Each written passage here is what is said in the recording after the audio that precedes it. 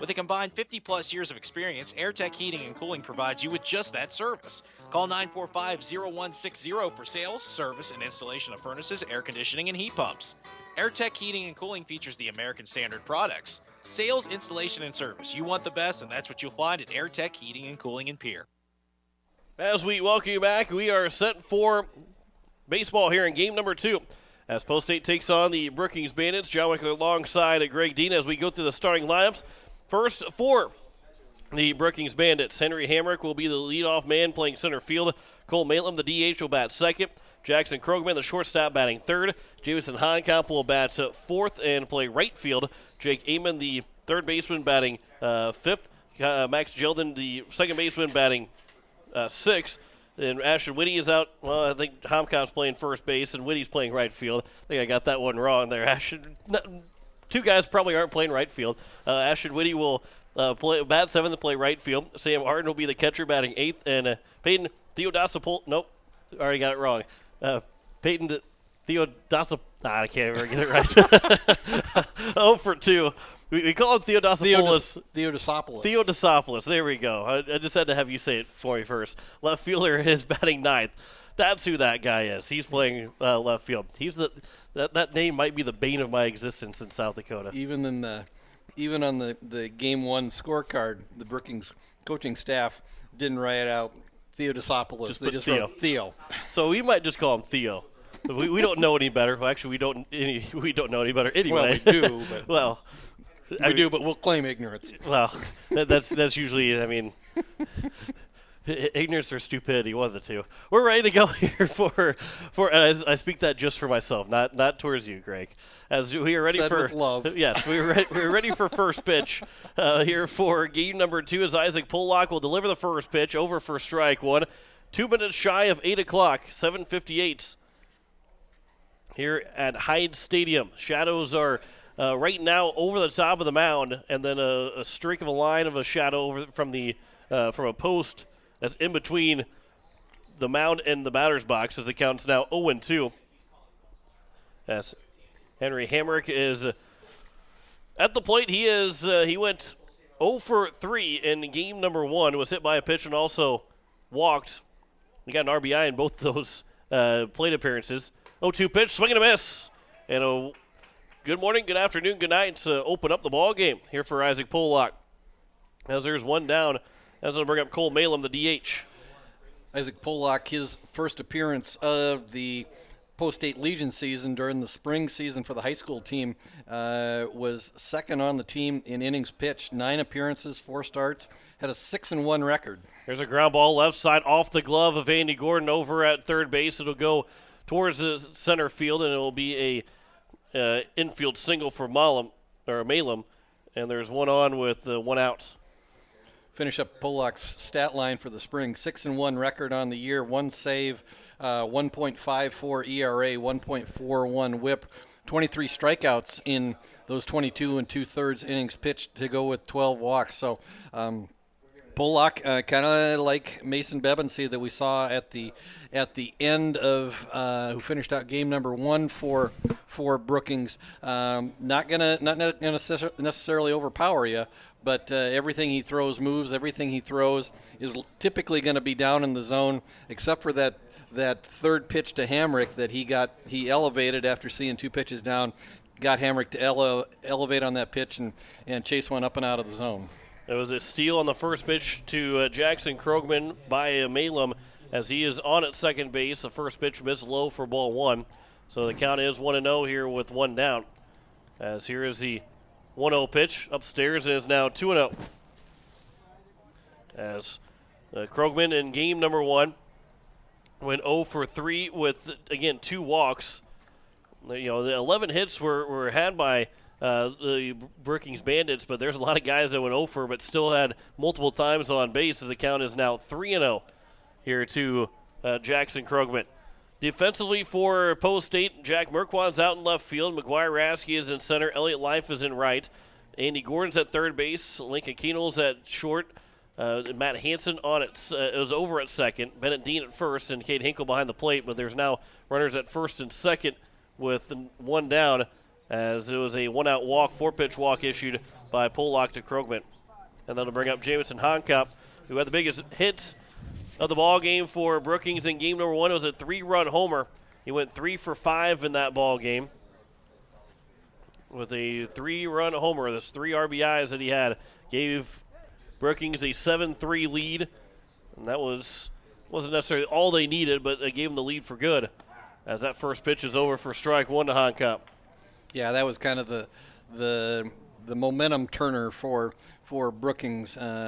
Brookings had just taken the lead and had gone up 4-3 after the Eights had scored 3 in the bottom of the first, and then Honkop put the exclamation point on that 7-run inning. As that one will be taken for a strike, and is now 0-2 here to Jamison Honkop. On deck is Jake Amon, playing third base here in game number 2. The first baseman, Honkop, and he will step out of the box and rework his batting gloves. Another hockey battle between the pitcher and batter. Isaac Pollock against Jamison Honkop. Pollock will come set. Here's the 0-2 pitch. Right down the middle, and Honkop can't pull the trigger, and there's now 2 down as Pollock has got 2 strikeouts here to open up the ball game. Still runners at first and second here now with 2 down. Yeah, fastball right over the inside corner that Honkop was not expecting, and just you could tell that he was maybe a little frustrated with the pitch, the way that he stood in the batter's box for about a second and then walked away, and he still, just his body language indicates that he was not necessarily 100% in agreement with that called third strike. First pitch is outside for ball 1 to Jake Amon. Amon went to 2 for 5 in game number 1. Talk about a lot of these guys had at least 5 plate appearances, all but the last batter in the order, which Lincoln Harden was taken out of the ball game anyway before he would have got that final at bat in that ball game. But still 5 plate appearances for the other 8 men that were in the batting order. Both State had gotten 4 guys through in the 4th time through the order. Back pick attempt, sliding in, and is called out at first base is going to be Jackson Krogman. And Bennett Dean from a throw from Cade Hinkle pick off Krogman to end the top of the first inning. Good job there by the super senior catcher to the senior first baseman. So no runs, 1 hit, no errors, 1 man left on base. We have played a half inning. It's a 1-0 lead a scoreless game as Post State comes to the plate. You're listening to Post State Baseball on today's KCCR and today's KCCR.com.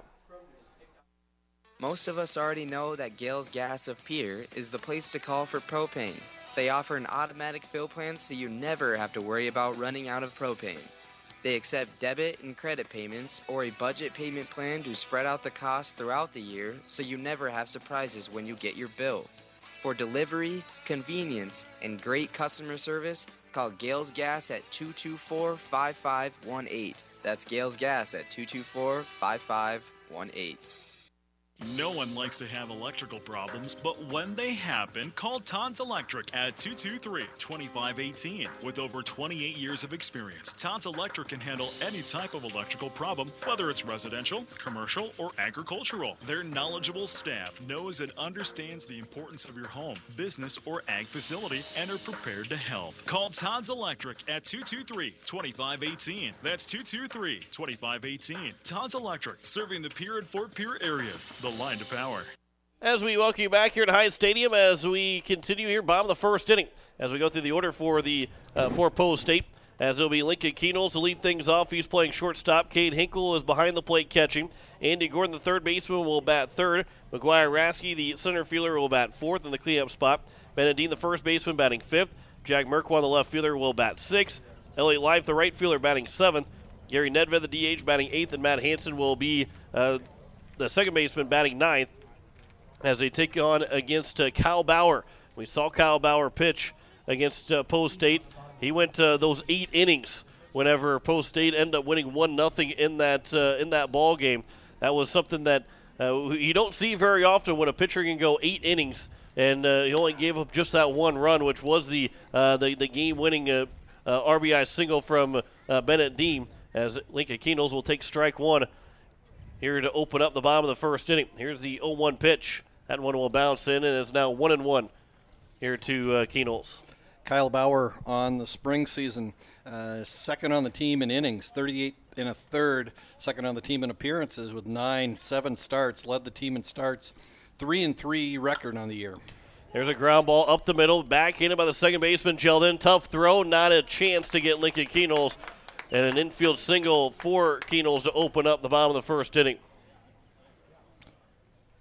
Finish out Bauer's stat line, 35 strikeouts, only 9 walks, 2.74 ERA, and a whip of 1.07. And from the spring season, one of the things that stands out is the fact that this is a staff that and as it carries over into the summer season, this is a staff during the spring season that was very good at controlling the strike zone, only averaged about 3 walks a game. And so they did not issue a lot of free passes, and we saw that from Krogman and Bebensee in the first game. Kane Hinkle takes ball one. The 1-0 pitch is grounded to the right side. It's going to be a tough play off the glove of Honkamp. Keenels will take off for third. He's going to get to third base, so it's going to be first and third. That one's all right, Greg. I'll give you a chance to score that one. How are you gonna score that one? Well, I think that's a base hit because even if Honkamp comes up with that ball, his momentum is carrying him away from first base, and Bauer was over to cover, but I don't think Honkamp can turn and make that play, especially with Hinkle coming out of the left-hand batter's box and running like he does. So I think you score that a hit, and then likely an error that allowed Keenholz to go from second to third. So the scorer here in the press box next to me is calling it a hit in the air. See if the official scores will agree with you. First pitch is over for strike one to Andy Gordon, who looking to drive in that run as he went 2 for 5 in game number 1, didn't get an RBI, and came around to score twice. Here's the 0-1 pitch. There's a ground ball to the left side. It'll be fielded. They're going to try and throw it home, but Keenel's going to get back to third base, so everybody's going to be safe. There's going to be a fielder's choice. That was a throw from the third baseman, Amon, that probably should have ran Keenel's down the line a little bit because as soon as he let it go, Keenel's turned back around and went back to third base, so everybody is safe, and the bases are loaded here with nobody out. Yeah, and kind of a risky move by Keenholz to come down the line on a ball. He actually didn't start home until the ball was actually fielded by Amon because I think Keenholz thought he was going to go across the diamond, try to get the out at first base, and like you said, if Amon runs at him, he probably gets him hung up in a rundown. First pitch to McGuire. Rasky was taken for a strike. Now Rasky will float one down the left field line. Is it going to stay fair? It is. It's down for his base hit. 2 runs are going to come in to score. Taking third base and heading to third base will be Gordon. And Rasky over at first. First and third with nobody out. And Post State has a 2-0 lead on the 2 RBI single for McGuire Rasky. Yeah, again, just a ball hit into no man's land out into left field. And again, just like a ball in game number 1 that just barely stayed fair, and the Eights are able to take advantage of a little bit of clutch hitting on their side, and some good base running from Keenholz and Hinkle, and the Eights are up 2-0 here in the bottom of the second with nobody out against a very good Brookings pitcher in Kyle Bauer, and we've got a mound visit here. Yeah, already having the mound visit come out here with nobody out in the bottom of the first. Not if you're the Brookings coaching staff, it's not how you really envision the first inning going, where you got to go out and talk to your pitcher, kind of settle him down a little bit with nobody out in the inning. It's already a 2-0 lead for Post State. Here's Bennett Dean now a chance to extend that 2-0 lead. As even with the shadows creeping in, and it makes it harder on a hitter when you get the shadows like they are, but Post State's gotten 3 hits so far, and a fielder's choice has given up the 2-0 lead. First pitch swinging by Bennett Dean. He swings and misses, and it's 0-1. Yeah, single to the second baseman, single to the first baseman, and the fielder's choice. As Bennett Dean will rip that one to the left field for a base hit. And it's going to be a 3-0 ball game, an RBI single for Bennett Dean.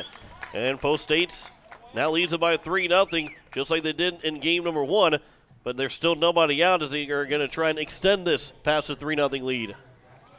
Yeah, and again, Post 8 is putting together some good at bats here in the first inning, and let's see if they can extend this lead here with nobody out and runners on first and second, and already a 3 spot on the board. First pitch to Merkwani. He tried to bunt the ball, but he ends up bunting it foul, and it's 0-1. Merkwani in game number 1 went 1 for 4, singled for his 1 hit, also reached on a fielder's choice. Here's the 0-1 pitch to Merkwani, showing bunt again, and he ends up fouling it off. I think it actually hit him on the arm. Or no, they're saying no. Yeah, that Merkwani thought he was telling him to go to first base, but he was hit by the pitch, but he was showing bunt, and so it's going to be a strike. Coach White trying to say that he pulled the bat back in time when he got hit, and the count will be 0-2. Yeah, and I think the discussion is did Merkwani offer at the pitch? If he did, it doesn't matter whether it hit him or not. He offered at the ball, so it's a strike. So even though he got hit, he does have to stay in the box, and I think that's the discussion right now. And home plate umpire explaining that to Merkwani, and so we're gonna take a second and gather ourselves and order will be restored. And now Merkwani down 0-2 in the count. We'll have to battle up. That's a tough break. You don't see that very often where someone gets hit and there's a strike. Here's the 0-2 pitch. There's a pitch in the dirt, and it's now 1-2.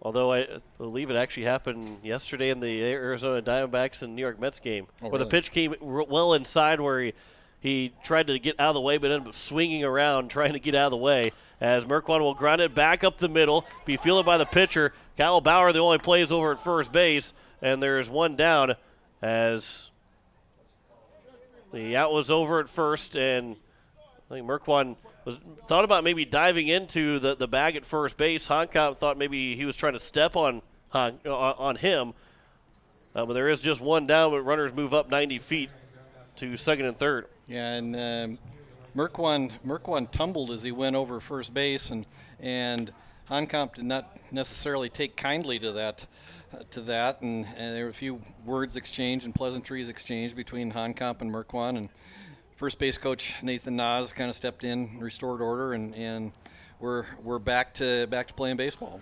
Counts 1-1 to Elliott Live. So a runner at second and third with one down. Elliott Live trying to add to this 3-0 lead. Here's the 1-1 pitch.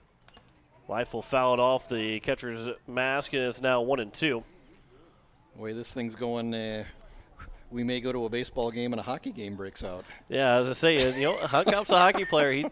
They know how to chirp. They know how to kind of maybe get underneath someone's skin without even actually having to really do much of anything. Well, and it's you got bodies flying and emotions maybe running a little high, and we'll just see where this one goes from here. 1-2 pitch. Elliott Life will pop it up on the left side. It'll be fielded by Theo out in left field. Tagging, trying to score. The throw will be cut off. Rasky will come in to score on the RBI sac fly from Elliott Life, and the lead is 4-0 here for Post State. Yeah, just a fly ball out into left field that Theo Desopoulos fielded cleanly and just made a nice play, just coming in through the cutoff man. Didn't try to make the throw all the way to the plate. Bennett Dean let off a second, looked to potentially tag up if the throw did come through and there was a play at the plate, but throw comes to the cutoff man. Dean stays at second. 8's get another run. 1-0 pitch to Gary Nedved, ground to the right side, and it goes off the glove of Honkamp. Bennett Dean will turn around at third. He will come in to score. It'll be an air charge to Honkamp, and it's a 5-0 lead now for Post State. Second error of the inning for the Brookings Bandits. Yeah, and a ball that Gary Nedved, first time action at the varsity level for Nedved, and just a ball that goes the other way with, and kind of had some topspin on it and was able to kind of eat Honkamp up over at first base, and with that, Nedved able to get. What a sliding stop of the shortstop. The throw is going to be wide. It's going to go off of Honkamp. He can't find it, and rounding third now. Here comes trying to score will be Nedved. He will score all the way from first, Hansen's over at second, and it's now a 6-0 lead now for Post State as we go back to the top of the order with 2 away. Hansen's on at second base. The error be charged to the shortstop, Krogman. Hancom could not figure out where the ball went to behind him, and by the time he realized it, Ashton Whitty from right field came over to field it, and Nedved never broke stride around second, got around third, and came in to score. Yeah, and a nice play by Krogman to get to that ball, tried to throw it from his knees deep in the hole, and again, probably one of those plays where Krogman, because he's got good arm strength over at shortstop, thought he had a shot. Probably would have been better just eating the ball and letting the base runner go on first.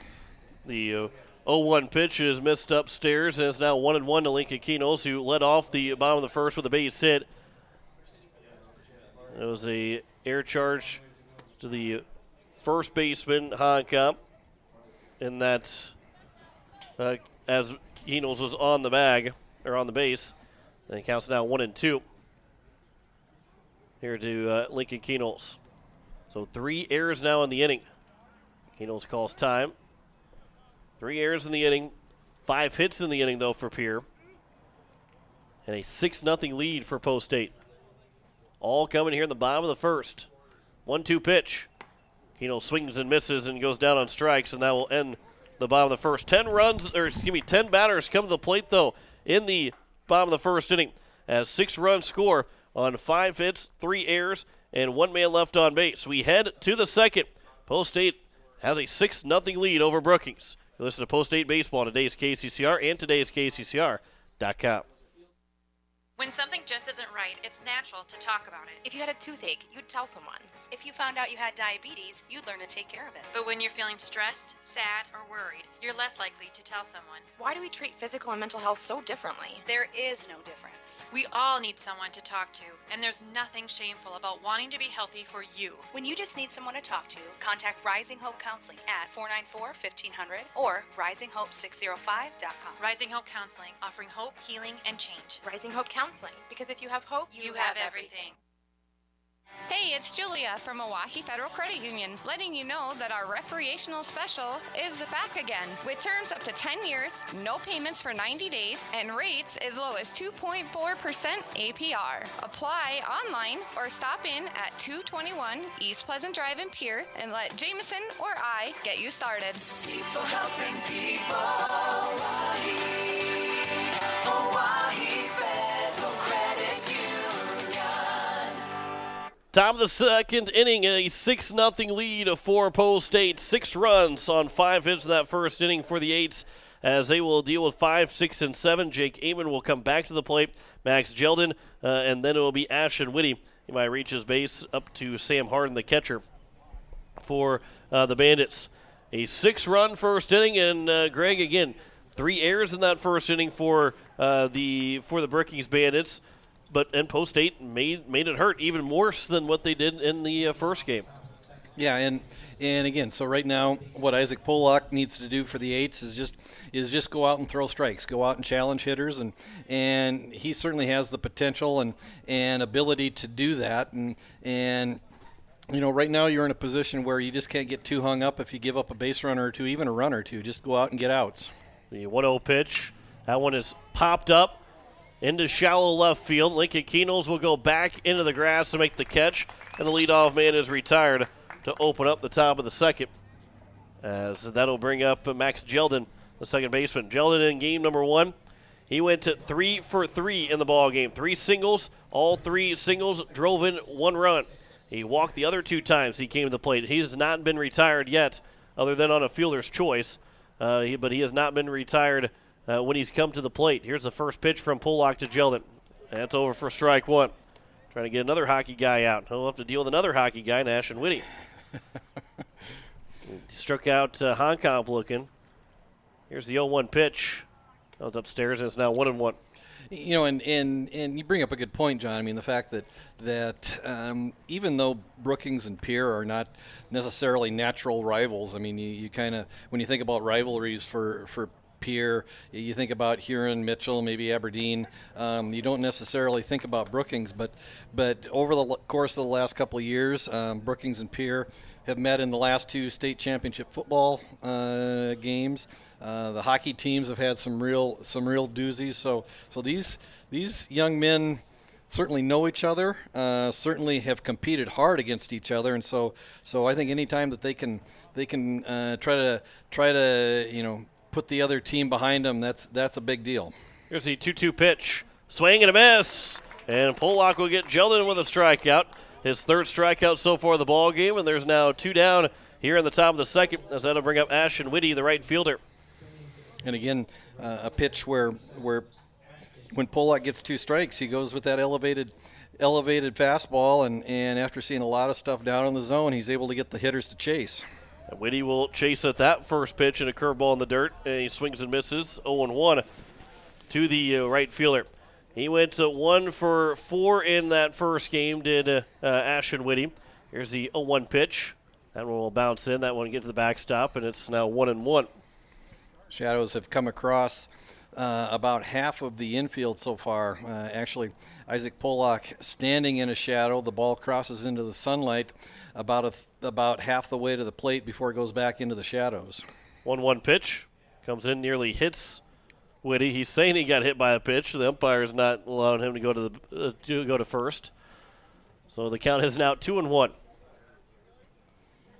Trying to say it nipped the jersey, but it did not. Here's a 2-1 pitch. That one will hit Whitty, and he will be on first base. So I don't think Pollock was trying to hit him, but if he was trying to hit him, well, the first one didn't actually hit him, so I'm just going to hit you again. Yeah, that's one of those.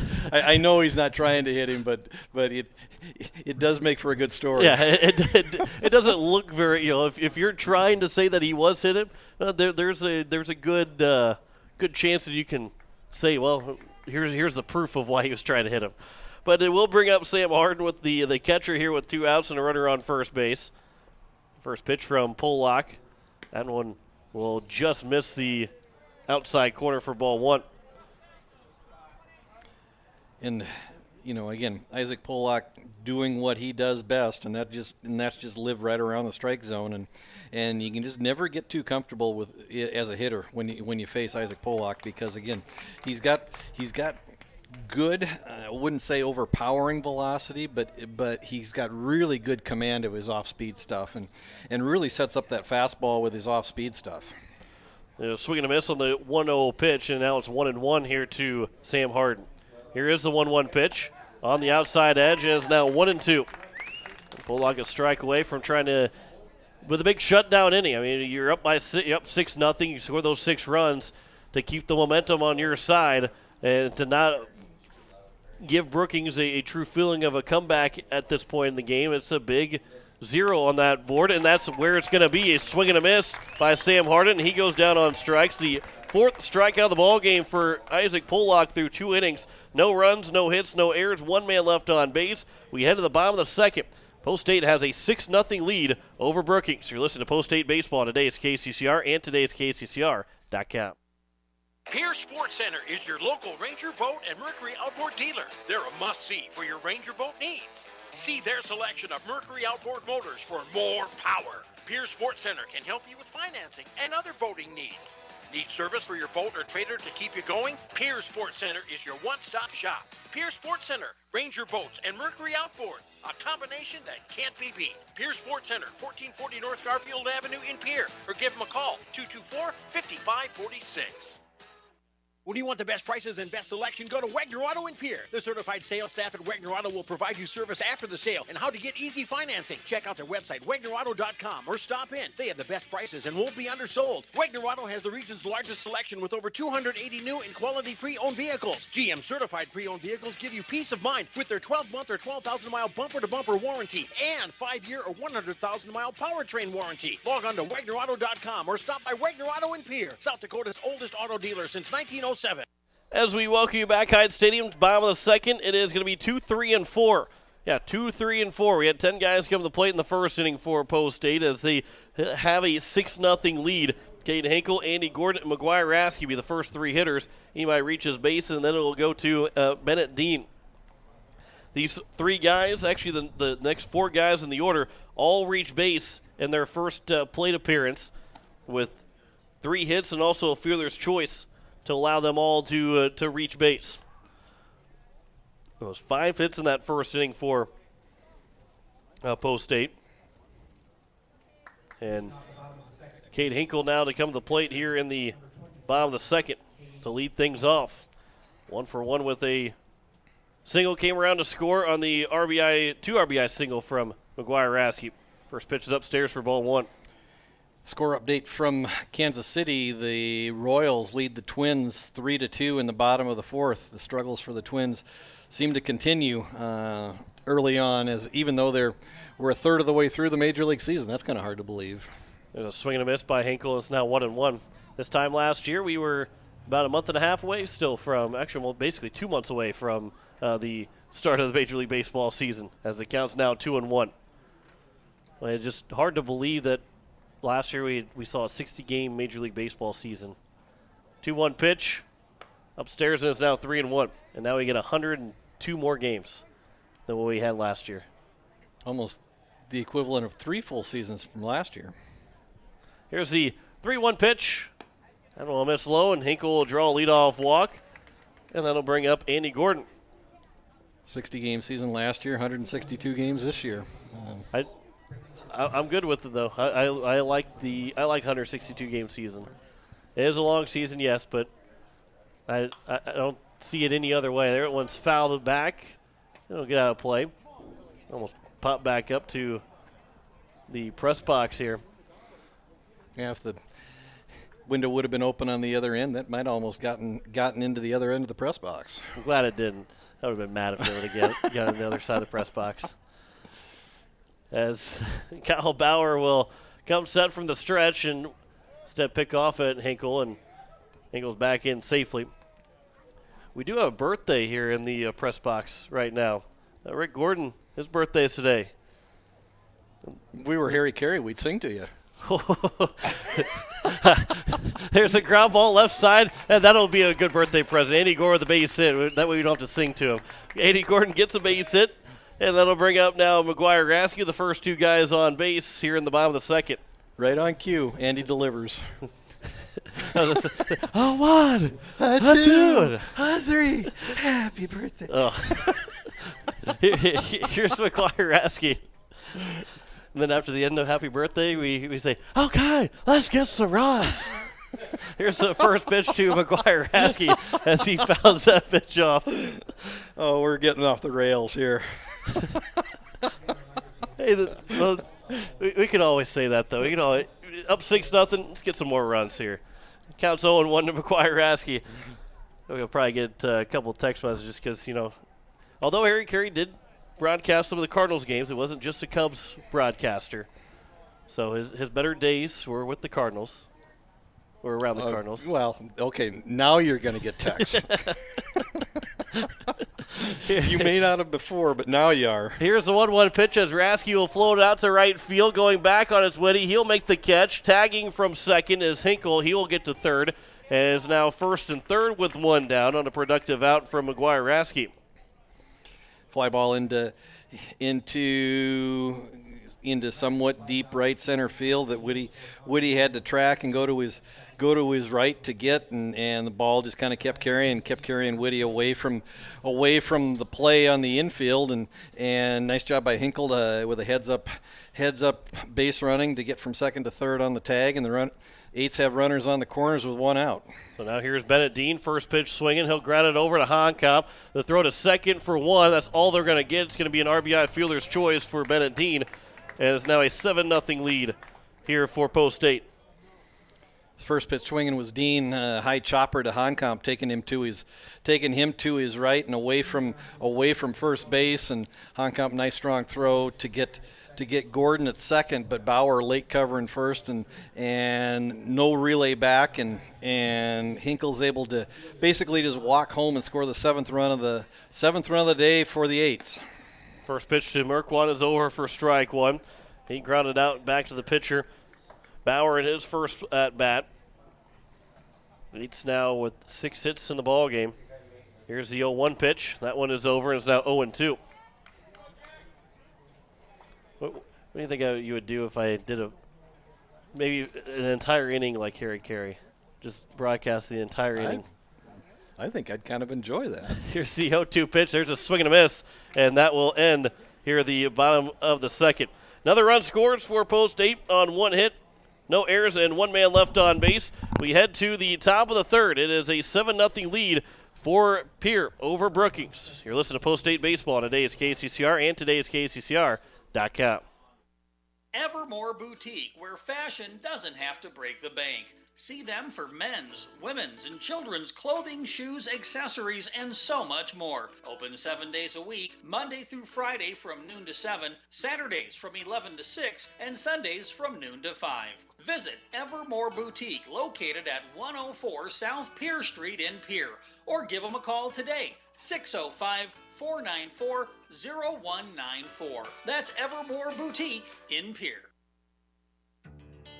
Insurance. We all need it to protect our homes, health, businesses, and belongings. But having adequate coverage is just the beginning. You also need the support of professionals who stand by your side to protect what's important to you. Fisher Rounds & Associates combines the coverage you want with the commitment you need.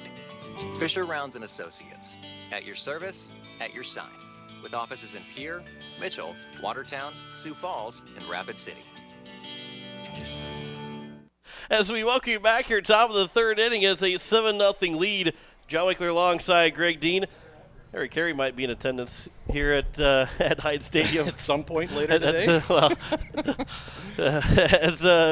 First two innings for Isaac Pollock. He's done a good job. He's went through the first 8. Now this is perfect timing here for talking about Harry Carey with our first man to lead off the inning, and Peyton Theodosopoulos. Because Harry Carey would not like that at all. I don't think he would even say his last name. He would even try it. He would probably just start into some story that wouldn't have any relation to baseball, just so he wouldn't have to say that name. First pitch is upstairs for ball one. That might be what I do here too. Count is 1-0 to Theo as the 1-0 pitch from Pollock. There's a pop-up left side. Jack Merquan, he'll call for it. He will make the catch. I think he had a little bit of trouble with the sun, but he makes the catch. And might have been a shaky out, but an out nonetheless to lead off the top of the third inning to bring up Henry Hamrick.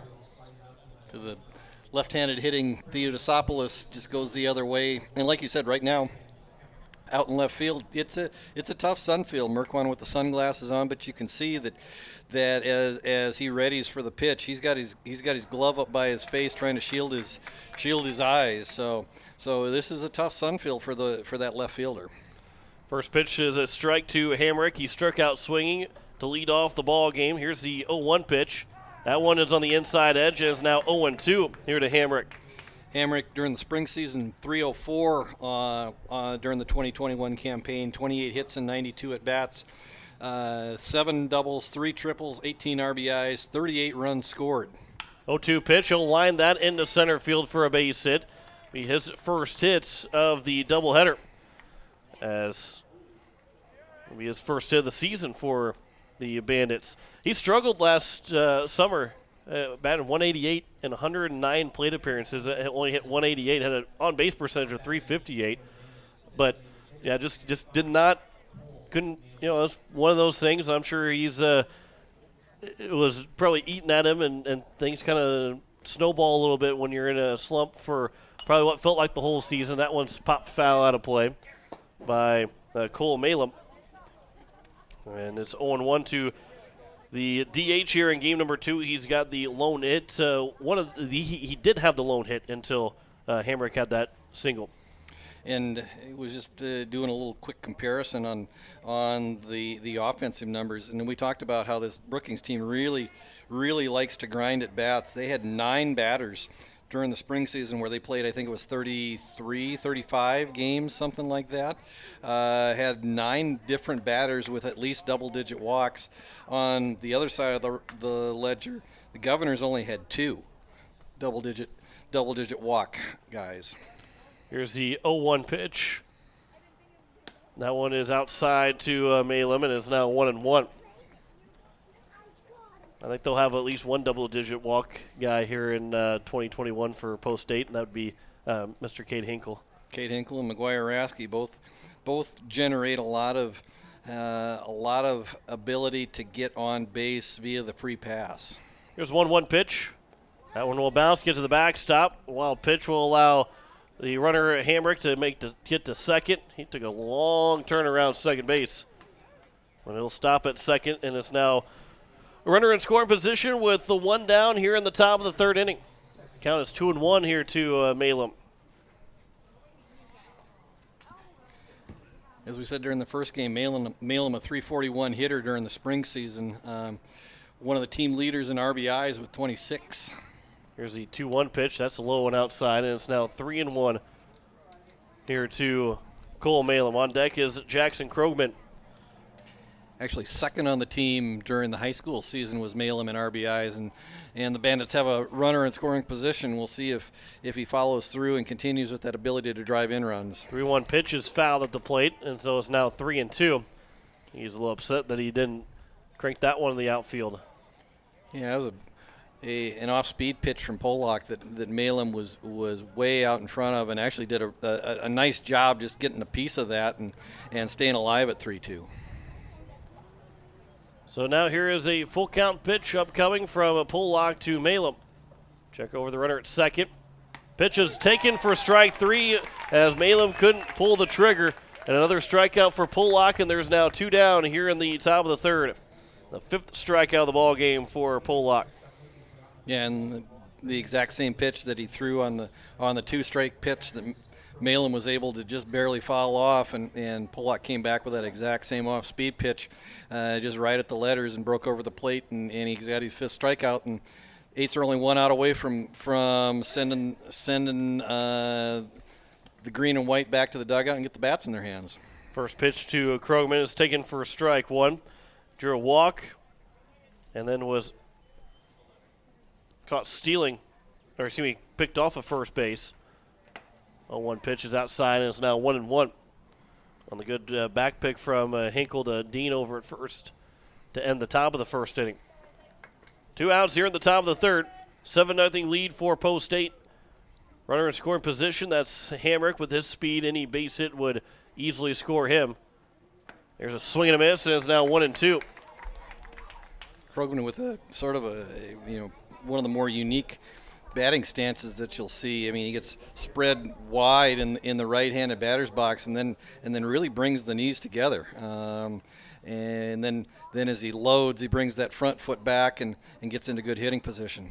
1-2 pitch is fouled back to the netting, and we'll do it again here at 1-2. Krogman, a member of that one of the centerpieces of that Brookings football team that participated in the last 2 state championship games, especially playing, I think, from the safety position in both of those games. 1-2 pitch, curveball that's floated to left field. Jack Merkwan is there, and he will make the catch, and that will end the inning here in the top of the third. No runs on 1 hit, no errors, and 1 man left on base. Played 2.5, and Pierre has a 7-0 lead over Brookings. You listen to Post State Baseball on today's KCCR and today's KCCR.com. Bank West Insurance has the expertise and resources to deliver personalized service and customized solutions. As an independent agency, we shop dozens of companies to get you the best coverage at the best price. As your trusted choice for insurance coverage, we promise to go the extra mile so you can rest assured your loved ones and your assets are protected. Contact your local agent to put Bank West Insurance to work for you. Not a deposit, not FDIC insured, not insured by any federal agency, not guaranteed by any bank, may go down in value, equal opportunity provider. At Black Hills Federal Credit Union, our top priority is providing value to our members. Since 1941, we have helped our neighbors buy homes and vehicles, finance their farms and ranches, insure their assets, and retire comfortably. From Custer to Sioux Falls, we live and work in our communities, and we treat our members like family.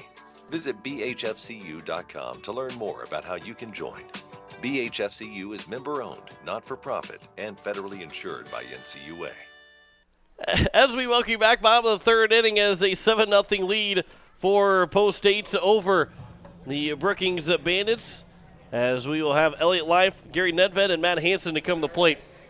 Anybody reaches base, it'll be Lincoln Keenholz. As Life is doesn't have to have official at bat here in game number 2. He did have an RBI sac fly out towards the left field as the first pitch is grounded towards the first base coach, Nathan Nas, and he makes a very lackadaisical effort to try and make the play. Not any kind of effort at all. I want to see a little bit better out of the coaching staff. Here's 0-1 pitch. That's outside. It's now 1-1. Seen him make more effort following a kickoff return for a touchdown. He runs a little bit quicker down the sideline in football. Here's a 1-1 pitch. That one's out of play. It's not 1-2. He absolutely loved the fact, he obviously nobody really liked COVID, but they loosened the restrictions on you could have the box that you could be in was like 15 to 15 yard line. So he absolutely loved it because he could pretty much do the entire field and you couldn't get in trouble for it. So he loved running, especially when we were on the other side from where they were at, so he could see himself on the camera go running down the sideline. Yeah, the coach or the sideline boxes in football, like you said, John, normally go from the 25 to the 25, so there's 50 yards worth of real estate for the coaches and the players, and this year they extended it from the 15 to the 15, so gave him an extra 20 yards of running room, and he used all of it a couple times. He's always trying to see how fast he is, and he thinks he's faster than everybody else, but that's because he also has no pads on either. Elliott Life will look at strike 3, and there's one down here to open up the bottom of the third. Yeah, and nice pitch from Kyle Bauer to retire Elliott Life. A good battle from Life, but Bauer won that one with a nice fastball in the inside corner, and so we'll see if Bauer decides to settle in here. I mean, Gary Nedved will foul it off his leg on the first pitch, and it's 0-1. Because we certainly saw Kyle Bauer probably at his best here during the high school season, like you said earlier, where he threw 8 innings of virtually shutout baseball, and then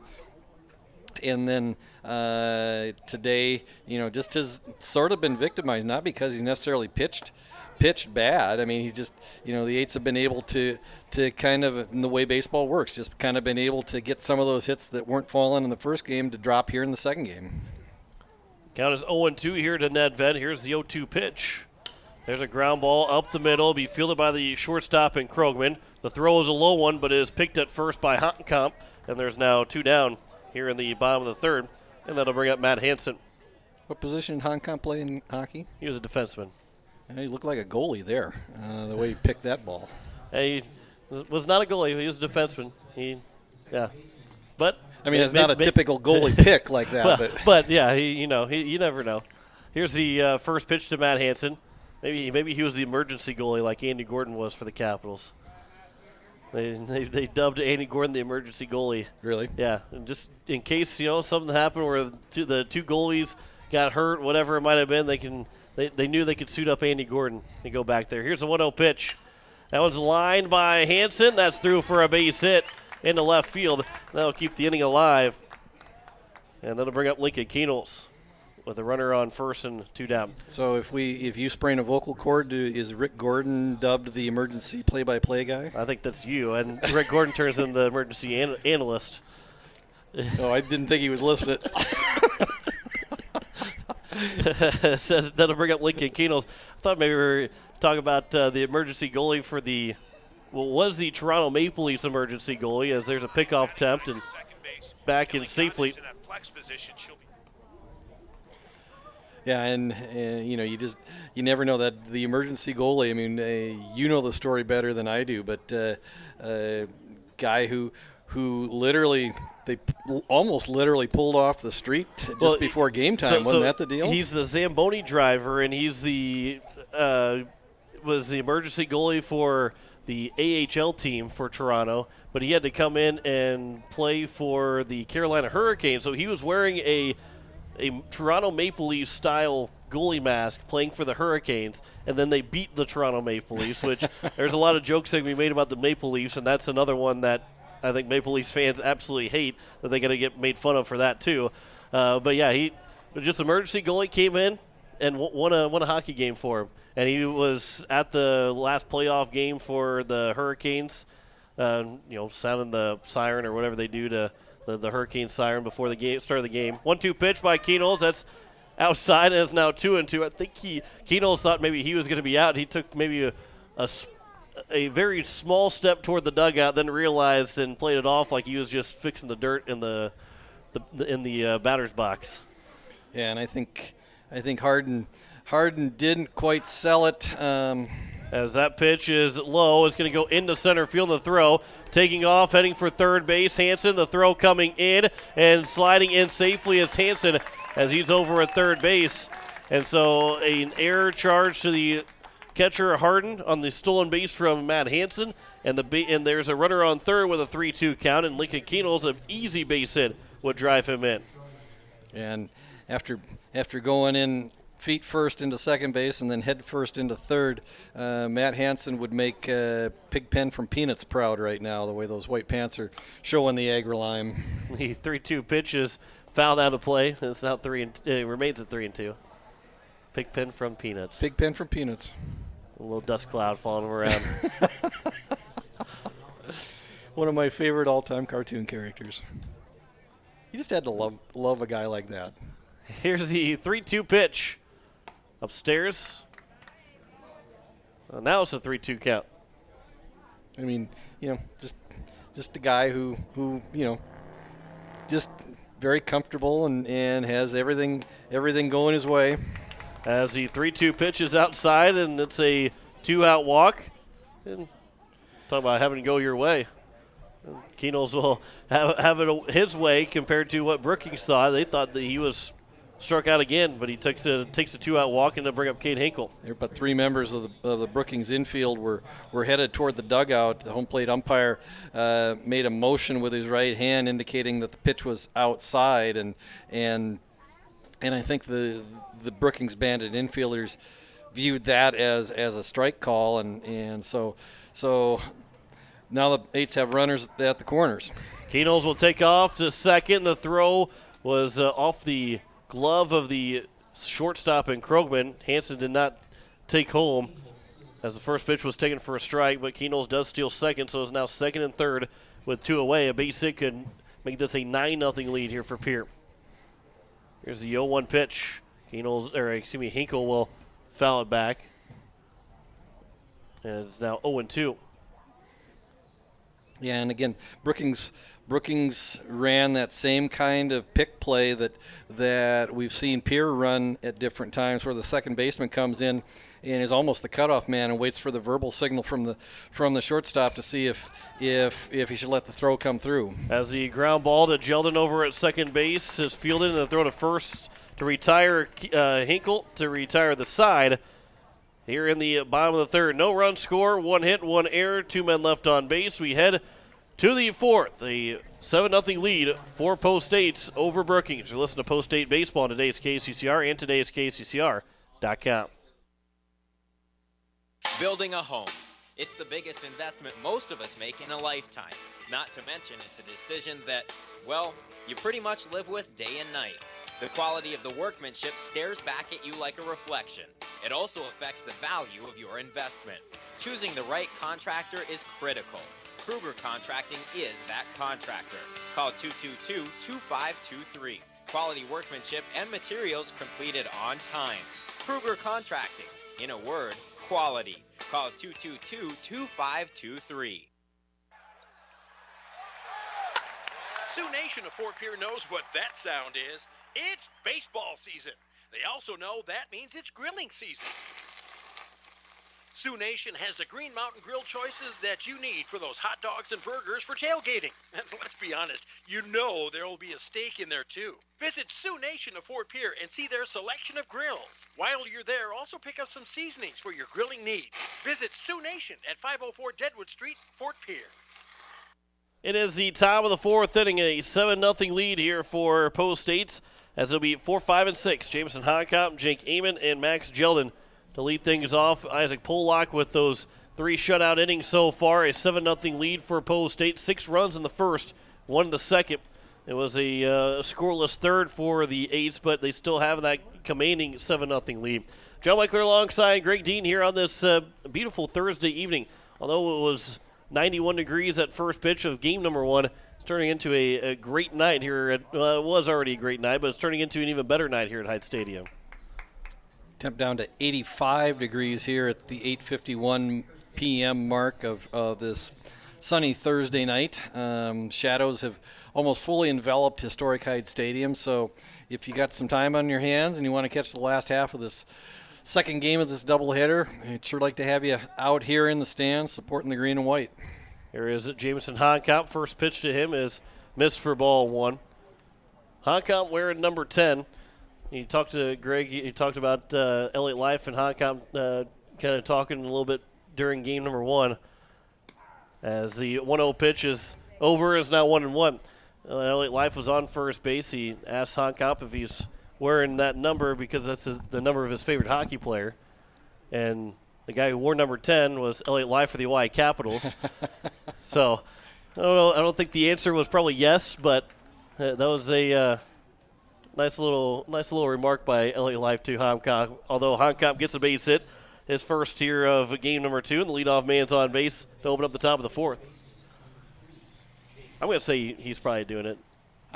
I got no reason to doubt you. I don't have any evidence to the contrary. So I mean, the evidence we have right now, he's wearing number 10. Elliott Life was number 10 in hockey. So, yeah, Jameson Honkamp's favorite hockey player is Elliott Life. First pitch to Jake Heyman is taken for ball 1. That gets a chuckle from Elliott Life's Dan down the other end of the press box. He was the one that told me about the conversation that those two had. Here's a 1-0 pitch. That was missed and is now 2-0. I think if we would ask Jameson after the game, he'd probably quickly say, I don't think so. Count is 2-0 here to Heyman. From the stretch, Pollock delivers. That will also miss, and the count's now 3-0. And again, what you're really looking for from Pollock is again just go out, challenge hitters, and you don't want to give up a crooked number. If you give up a run, not a big deal. Just go out, throw strikes, and let your defense work behind you. Yeah, 7-0 lead. The last thing you want is any kind of walks, multiple walks in an inning. He did get a strike. It's now 3-1, and here comes the 3-1 pitch. That one's lined foul.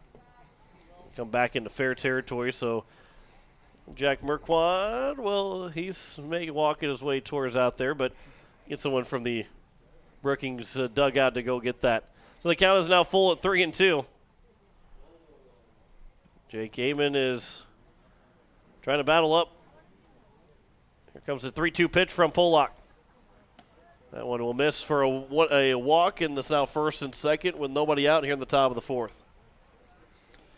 Yeah, and again, if you're Isaac Pollock, you don't want to give up those free passes. No out walks, 2 out walks. Those are things that'll come back to bite you. And right now with Jeldon up to bat, I mean, it'd really be nice if they threw a ground play double ball. That one is through for a base hit on the left side, just past the diving Andy Gordon. So now the bases are loaded with nobody out. And that'll bring up Ashton Whitty, who was hit by a pitch in his first trip to the plate. Again, don't have to bring the infield in. And really even just outside of a ground ball to Pollock, there's almost don't even think about even trying to throw home to get one out. Try and turn maybe a 5-4-3 double play. This one's popped up on the right side. Elliott Life's got a long run. He'll come in. He'll make the catch. Grunier is tagging the throw, and that one will not be in time. Boy, the runner at second base, Heyman, I don't think he even tagged up. He was about to take off for third. But the run does come in on the RBI sac fly, and it's now a 7-1 ball game with one down here at the top of the 4th. Yeah, nice play by Elliott Life out in right field. Like you said, John, had to come a long way in and to his right to field that fly ball, and then made a nice strong throw to the plate. And even if Amon tries to tag up, I think Cade Hinkle had that play read, and I don't think Amon was at all trying to try to test Cade Hinkle's arm. I really don't think he tagged up either. I think he saw that, and maybe he was on the bag when the ball was first caught, but I think he was about halfway to third, came back and then started to almost take off for third base again. Here's the 1-0 pitch. That one's lined into left field for a base hit. The runner's going to try and score. It's going to skip past Jack Merkwan as it'll allow both runners to take another 90 feet, so it's now 7-2. Where the runner's at second and third on the RBI single from Sam Harden. Yeah, just a line drive into left field, and unfortunately for the Eights, the ball skips up the heel of Jack Merkwan's glove out there and gets past him, and the runners are able to move up 90 feet, and now both runners are in scoring position, and Brookings has something going here in the top of the fourth. First pitch to Theo is taken outside for ball one. 7-2 now is their score here in the top of the fourth. RBI sac fly and RBI single. Second runners at second and third. Here's the 1-0 pitch. That one's tagged out to center field. McGuire-Rasky will go back. He'll make the catch. Both runners will tag up. Throw comes in, and another RBI sac fly. And it's now a 7-3 ball game with 2 away here in the top of the fourth inning.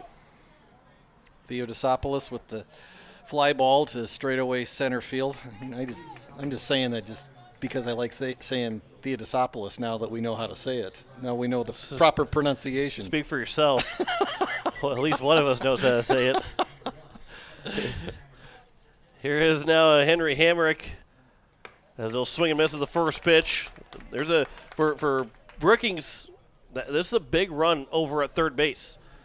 You can make this a 3-run ball game with a base hit and feel much better about this game going into the bottom middle innings of this ball game. As that one is taken for a strike, it is now 0-2. Yeah, and again, Brookings clawed their way back to being within one swing of the bat. We're down 7-0 coming into this half inning. Have got it back to 7-3 right now with 2 outs and a runner on third here in the top of the fourth. The count is 0-2 to Henry Hamrick as the 0-2 pitch. And one will bounce in, and it's now 1-2. Hamrick so far, he's 1 for 2. Singled back in the top of the third. The seventh man to come to the plate. Here's the 1-2 pitch. That one is taken for strike 3, and Hamrick goes down on strikes for the second time in the ball game. 3 runs, no score in the inning on 3 hits. It was no errors and 1 man left on base. We head to the bottom of the fourth. 7-3. Pierre leads over Brookings. You're listening to Post-State Baseball on today's KCCR and today's KCCR.com. Looking for your next new or used car, truck, or SUV? Then go no further than the comfort of your own home.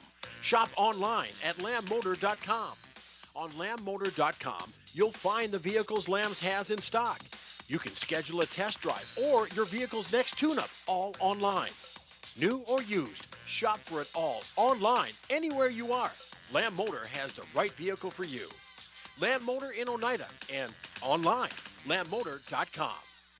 Ah, this is the life. Sitting here, sipping lemonade, basking in the warm sun, and admiring the beauty and the solitude of my very own landscaped backyard. I wasn't sure, but I was so glad when I made the call to Andy at Dakota Sprinkler and Landscaping to finally have the work done. Calling Dakota Sprinkler and Landscaping was probably one of the best and the easiest decisions I've ever made. Dakota Sprinkler and Landscaping, 280-4440. That's 280-4440. It is the bottom of the fourth inning. Post State has a 7-3 lead over the Brookings Bandits. As for the Eights in the the bottom of the fourth, it'll be 3, 4, and 5. Andy Gordon, McGuire-Rasky, and Bennett Dean. As Kyle Bauer continues to throw here for the Brookings Bandits. After giving up 6 runs in the first inning, 7 runs in the first 2. Got his first 0 last inning and trying to work off of that. But he's got to deal with the meat of the order for Post State in 3, 4, and 5. Kyle Bauer, 61 pitches through 3 innings, so he's not necessarily labored, even though he's given up those 7 runs and 7 hits. So we'll see how deep he goes into this game. First pitch swinging for Andy Gordon. That's through over the top of the jumping Max Jeldon and into right field for a base hit. And the leadoff man is aboard. That's been the biggest reason right there is why Kyle Bauer is still not in a bad situation in terms of pitch count, is because first pitch swinging for Post 8 has been kind of the mojo for this ball game. They've swung at a lot of first pitches against Bauer. First pitch to Rasky is taken for ball 1. And I think that's kind of a philosophy. I don't know if it's something that Coach White talked to him about coming into this game, but we saw how good Kyle Bauer was during the high school season, and so you know that up against a quality pitcher, sometimes the best pitch you're going to see is that first one of the at bats. So they're being aggressive early on in the count. The 1-0 pitch is taken for a strike. Now Rasky will float it down the left field line. Long run for Theo. Can't make the catch. Gordon will round second. Theo fell over. The throw comes in and goes underneath the shortstop's glove. But backing it up was Bauer to field it. So it's now first and second here with nobody out to open up the bottom of the fourth. Rasky has that flare over the third baseman's head that lands just inside the left field line down pretty well. I think that's about his fourth hit like that this year. And he is today got himself 5 hits in the ball game now. As you see, 4 hits in these 2 games. That one is popped up. It's going to be a double play as bunting the ball was Bennett Dean and end up being a diving catch by Bauer, and they double off Gordon at second base. So that's a huge double play for the Brookings Bandits, and there's now 2 down with only a runner on first. Yeah, and we'll see if that's a momentum shift at all. I mean, that's a very nice play by Kyle Bauer to come off the mound and an athletic play to dive and then not only glove the ball, but then have the presence of mind to turn around, throw from his knees to double Gordon off of second base. First pitch to Jack Merkwan is missed for ball 1. He's 0 for 2, looking for his first hit. Still looking for that first, I guess he did get 1 for 4, so looking for that second hit of the season. The 1-0 pitch. There's a ground ball up the middle, fielded by the shortstop Amon, and flipped to second to Jeldon covering to retire the side here in the bottom of the 4th inning. So no runs on 2 hits, no errors, and 1 man left on base. We head to the top of the 5th, 7-3 lead for Post 8 over Brookings. Listening to Post 8 Baseball on today's KCCR and today's KCCR.com. Nystrom Electrical Contracting in Pierre has been providing professional sales, service, and installation since 1977. Whether you're starting from scratch, new construction, or you're upgrading your current system at your home, farm, or office, give the professionals at Nystrom Electrical Contracting a call. They've got a lot of bright ideas. Call Nystrom today to schedule a free computer-generated estimate. The number is 224-8750, or visit their website at nystromelectric.com. Spring is finally here, and it's time to be on the lookout for one of South Dakota's most serious noxious weeds. This invader of roadside trees, pastures, and range is leafy spurge.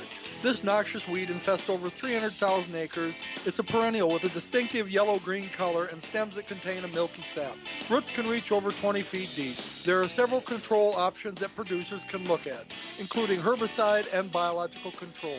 If you have questions about leafy spurge, contact your local county weed and pest supervisor or the South Dakota Department of Agriculture. As we welcome you back here to Hyde Stadium as the top of the 5th inning, a 7-3 lead for Post 8 over the Brookings Bandits. John Wickler alongside Greg Dean as you're listening to KCCR Pierre, a Riverfront broadcasting station, as Cole Malum and Jackson Krogman along with Jameson Honkow will be the first 3 hitters, 2, 3, and 4 for the Brookings Bandits. Had a nice text from Kelly Stout listening to the ball game tonight. He wanted to say hi to everybody. That's all he said. I suspect Kelly's sitting out in his garage. Probably has a game on the TV and probably the Post 8 game on the radio. Sipping on some lemonade. Probably slipping on some lemonade. Jamie Rasky style lemonade. Here's the first pitch. There's a line drive, the right side. Elliott Life, a long run, dives but can't make the catch. And so Malum will round second. He's headed for third. The throw coming in will be cut off by the second baseman, Matt Hansen, and it's a leadoff triple for Colt Malum to open up here in the top of the 5th inning. Yeah, and again, we'll go back to that double play that Brookings was able to turn off the pop out bunt, and now leadoff triple from Malem, and the Bandits got a little life here going on in the top of the 5th inning right now, down 4. Here is now Jackson Krogman. He is looking for his first hit. He walked and then also flew out to the left fielder. Here's the first pitch. It's upstairs for ball 1. Malem has, and he wore this during the first game when he was catching, but he's got a headband that ties in the back, and so it's a white headband that actually has almost looks like a tail, and so as he was flying around first and into second, that headband was actually floating. I mean, he looked like a flag at the way it was coming out of the back of his batting helmet. 2-0 pitch, a swing and a miss, and it's now 2-1 here to Krogman. Krogman in game number 1. Again, I guess he's still looking for his first hit. He's been on base 3 times, 3 walks. But he's 0 for 4 in total of this doubleheader. Here's the 2-1 pitch. That one's at the letters and is now 2-2. On deck is Jameson Honkamp, who got things started in the top of the 4th with a leadoff single that ended up plating 3 runs for Brookings to make it 7-3. Here's the 2-2 pitch. Popped up in foul territory. Hinkle, long run. Is he going to have enough room? And it lands on top of the concrete, but it landed on the side where Hinkle could have made a play, although very, very difficult to try and make that play. Yeah, something that he would have, had to sacrifice his body in some way to either try to go into the netting or run into that block concrete, and I think he made the best decision, and that's, let the ball go and live for another day. So here's the 2-2 pitch again. There's a line shot. Merkwan coming in, can't make the catch as it drops well in front of him, so a RBI single for Jackson Krogman. And it's now 7-4. On the RBI, Krogman's got his first hit of the doubleheader. And after a 7-0 lead for Post State, it's now down to just a 3-run lead as Jameson Honkamp now will come to the plate. And Brookings doing kind of what Pierre tried to do in game 1, and that's after they got down big. In that first game, Pierre kind of tried to eat away, but every time that Pierre put something on the board, Brookings had an answer. And right now, Brookings down 7-0 after 2. Now has 3 in the 4th, now has 1 in the 5th. Have clawed this back to a 7-4 game here in the top of the 5th. First pitch, swing and a miss by Honkamp. And it's 0-1. He's trying to dig a little bit farther of a hole in the left-hand batter's box. He was digging with his right leg. He pulled the right foot back, and then his arms went up in the air. I don't think he dug the hole like he wanted it to. Now he'll dig back in. Here's the 0-1 pitch from Pollock to Honkamp, and he will sky that out to center field. Rasky will take a couple steps to his right, make the catch, and there's now 1 down here in the top of the 5th. Yeah, Honkamp very patient at the plate, not like the Mike Hargrove human rain delay kind of situation, but not afraid to step out of the box and make sure that he's fully prepared and fully comfortable before he steps in and gets himself ready for the pitch. Like Nomar Garcia-Parra? Had that routine with the batting gloves where he had to readjust them about 18 times between each pitch. And the runner was off of the pitch. It went to the backstop. So to second base was going to be Krogman either way. And now he is in scoring position here with 1 down at the top of the 5th. Well, and he had that routine down and did it all the time. And did it every single game, every at-bat. I got to have a lot of patience when you're dealing with Nomar Garcia-Parra.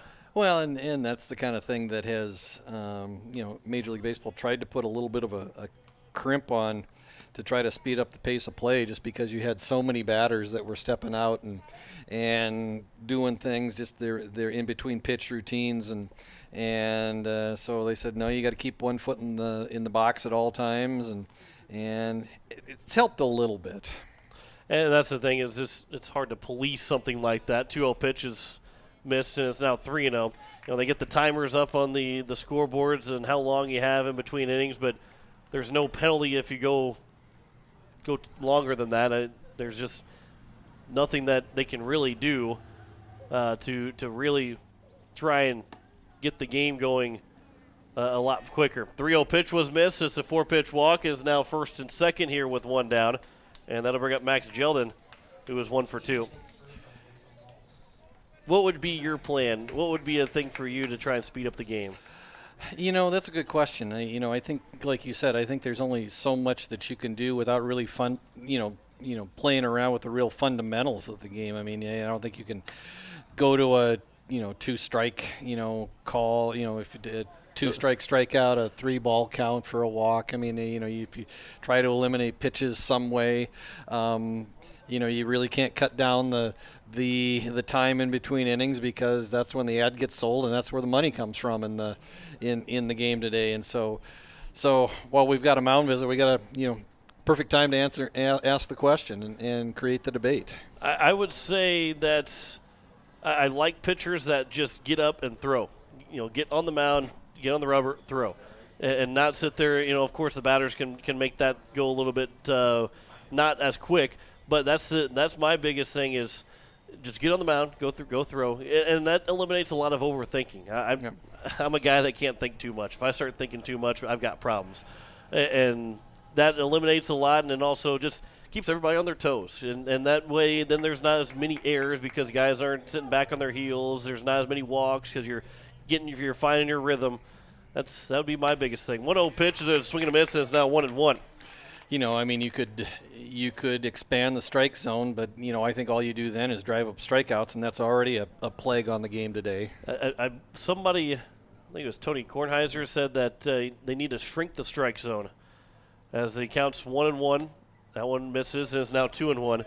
And I thought that was the dumbest thing that anybody's suggested, because you shrink the strike zone, then you have more walks. Which, if you are a fan of baseball, you hate walks already. Then you get more walks, then more guys. You want to generate more offense. There's a runner taking off for third. The throw to third base and sliding in safely is going to be Krogman. Taking second base also is Amon.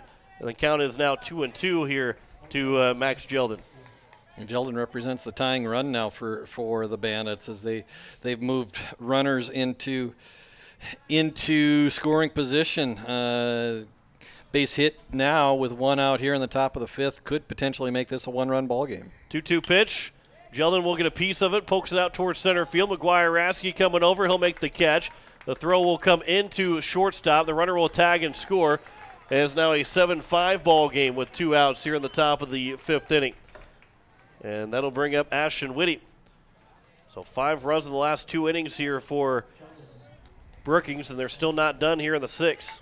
They've had 3 sacrifice flies for RBIs in the last 2 innings.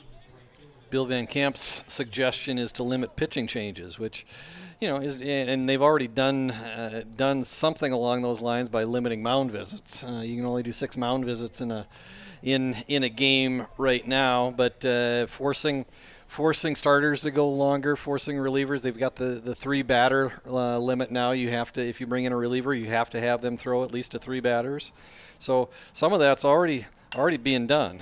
That one's out towards right field. Elliott Life will come in, make the catch, and that will retire the side here in the top of the 5th. 2 more runs score on 2 hits in the inning, no errors, and 1 man left on base. We head to the bottom of the 5th. Brookings has made this an interesting one. 7-5 now. Post-State leads over the Bandits. Back in a minute. Listen to Post-State Baseball on today's KCCR and today's KCCR.com. As long as you have a local cooperative, you'll never farm alone. At CHS Midwest Cooperative, our team is your team, ready to help you make the decisions that are vital to your operation. From the seed, plant health, and marketing the grain, to fuel to keep you running, the feed to supplement your herds, and the financing programs to make it all possible. We're here for you. Give CHS Midwest Cooperative a call today and let us show you the value of the co-op. Local, loyal, and trusted for generations. Service Master of Pierre.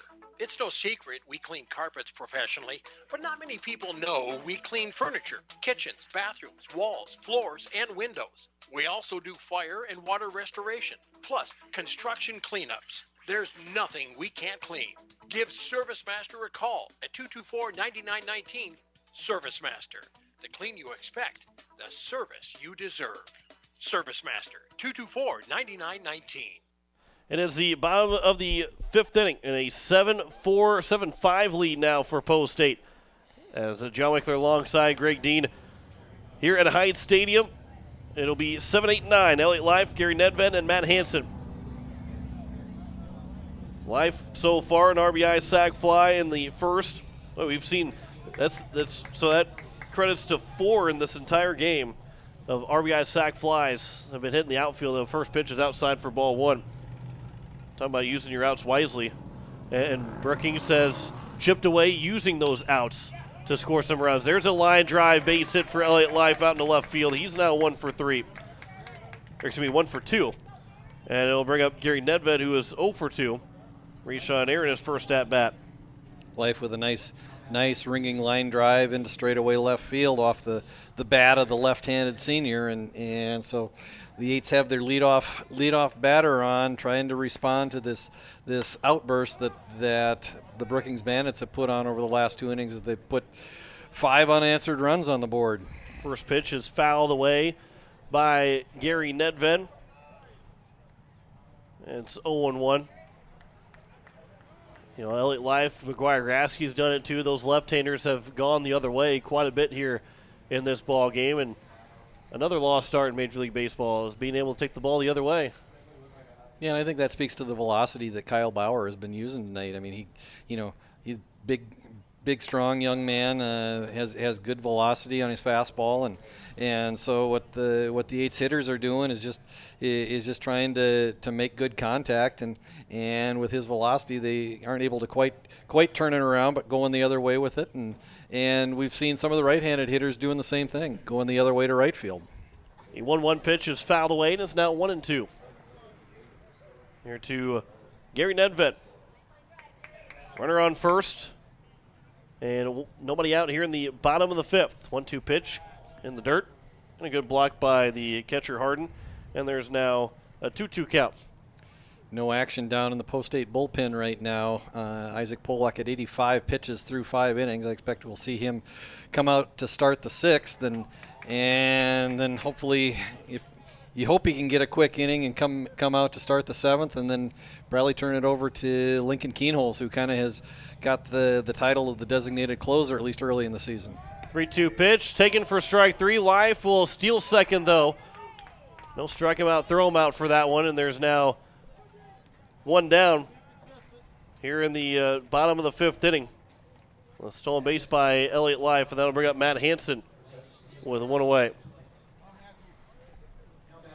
Yep, straight out steal on the 3-2 count from Life. Just Coach White trying to start him, trying to stay out of the double play if you do get a ground ball, and ended up working out by advancing Life into scoring position. First pitch misses for Matt Hansen, and it's 1-0. Here's the 1-0 pitch. There's a ground ball left side. That's through for a base hit and past the third baseman in Amon. Rounding third, LA Life will be held up. Hansen will take second. A double, 1-out double for Matt Hansen. Second and third here with 1 down. Yeah, and Life had to hold up as that ball went right over the top of the third base bag. Life had to hold up because he really could not have come off of second. Otherwise, Amon has a back pick on him at second base. And so initially, Coach White had him waived and was going to try to score him, but a nice job by Theodosopoulos coming over from straightaway left field to get that ball back into the infield very quickly. Look at Keenholz now the plate. First pitch is taken for strike 1. And to the chagrin of the Post-State faithful, did not like that first pitch strike call to Keenholz, who is 1 for 2 so far. A 1 pitch upstairs, and is now 1-1.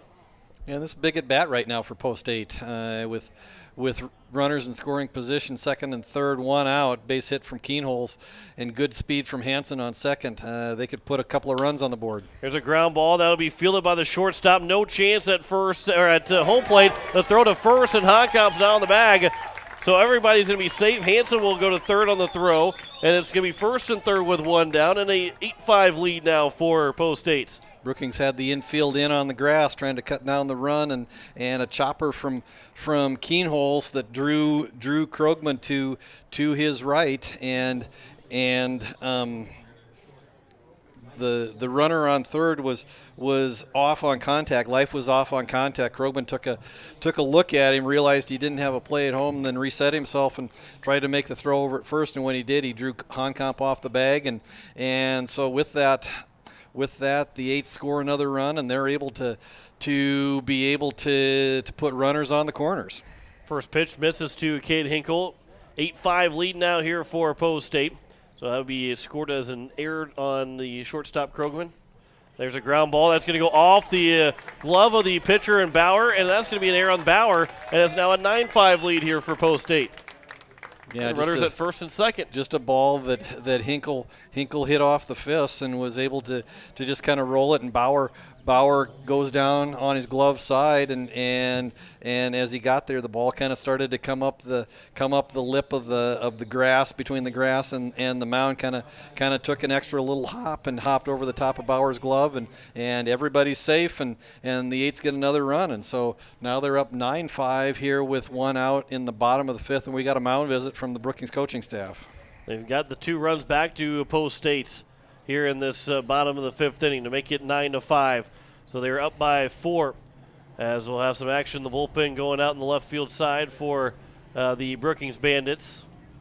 I think that's number 8 for Brookings. I think that is Lincoln Harden is down, starting to get warm for the Bandits. So we will see as Bauer is starting to run up on the pitch count total. So warming up some action in the left field bullpen for the Bandits. First and second, one down here in the bottom of the fifth. First pitch swinging by Andy Gordon, will swing and miss. Gordon is 2 for 3 so far. Reach out fielder's choice and then 2 singles. Here's the 0-1 pitch. And will bounce in, and it's now 1-1. Pair of birthday presents for Dad in game number 2, and so we'll sure if he could put a bow on this one with another base hit and an RBI, that would be extra special. That one's popped up on the right side. Will it stay in play for the opportunity? Honkamp and the catcher and Harden run into each other, but Honkamp made the catch and was able to hold on to it, and Gordon's retired here, and there's 2 down. As that'll bring up now McGuire-Rasky. Yeah, ball that pop foul landed just right at the face of the Post State dugout, and Harden and Honkamp kind of came together. Luckily they didn't hit very hard, although I think Harden took the worst of it. Honkamp made the catch and immediately was able to get in position to try to keep the runner at second base. First pitch to McGuire-Rasky is taken for ball 1. Rasky is 2 for 3 so far with 2 runs driven in. Here's the 1-0 pitch. Comes inside, nearly hits Rasky, but the count's now 2-0. Bennett Dean would follow if Rasky's able to get on base to keep this inning going. Here's the 2-0. That is outside. It is now 3-0. And again, that pitch count is running up. In all likelihood, this could be, even if Bauer gets out of this inning, even at this batter, this could be his last inning. The 3-0 is over for strike 1, now 3-1. Rasky's been on base 6 times in his 8 trips to the plate overall. Here is the 3-1 pitch. That one's fouled back, or fouled out of play on the left side, so the count is now full at 3-2. And both Lincoln Keenholz and Cade Hinkle will get a chance to move on this pitch. Lincoln Hink will be off with the pitch from Bauer to Rasky. Bauer going out of the set, so you won't get quite as much quite as much of a head start as maybe earlier in game number 1. Brady gets in that same situation out of the full windup, and the long single actually allowed 3 runners to score just because of the head start they got with that full windup. Rasky did foul that 3-2 pitch out of play. Now here's the 3-2 again. That one's fouled back another time. And it's 3-2. Bauer's very quick with the set and then throw. So Keenels, who was starting to get his lead, by the time that he got to a lead that he wanted to kind of set into, Bauer was on his way to the plate, so he then had to take off pretty quick. So we'll do it again at 3-2 with 2 outs here in the bottom of the 5th inning. Yeah, and what you like to do, if you're a runner like Keenholz is at second base, you like to get that primary lead off as equal to the nearest middle infielder, and then you can take that secondary lead with a running start. Rasky will draw a walk on the 3-2 pitch, and that will now bring up Bennett Dean with the bases loaded. 2 down here in the bottom of the 5th inning. Chance to really open this ball game up by 4 right now are the Eights. Here in the bottom of the 5th. Had a 7-run lead at one point. If Dean can clear the bases and get that lead back up to 7. First pitch is over for strike 1. Dean is 1 for 3 so far. An RBI single, RBI fielder's choice, and then tried to bunt the ball and end up bunting it to the back to the pitcher where he caught on a diving catch. 0-1 pitch. Climbed the ladder was Dean. He swung and missed, and it's now 0-2. Dig back in from the windup. Bauer delivers the 0-2 pitch, and Dean will go the other way to left field. Coming in, it's going to drop in for a base hit. 1 run will come in to score. The throw will come all the way to the plate, and it will be a RBI 2-out single for Bennett Dean to make it 10-5 for Post 8. And Bauer just made a motion to the dugout, I think kind of the motion was, I'm okay, I'm ready to, I can handle another batter, but the coaching staff is looking down to the bullpen, and looks like Bauer's going to settle in and face maybe one more batter, try to get out of this inning. Merkwan will look at ball 1. He's the 9th man to come to the plate here in the bottom of the 5th. Post State had 10 guys come to the plate in the 1st inning. This is the 9th man to come to the plate here in the bottom of the 5th inning. 0-1 pitch. There's 1-0 pitch, and there's a swing and a miss, and it's now 1-1.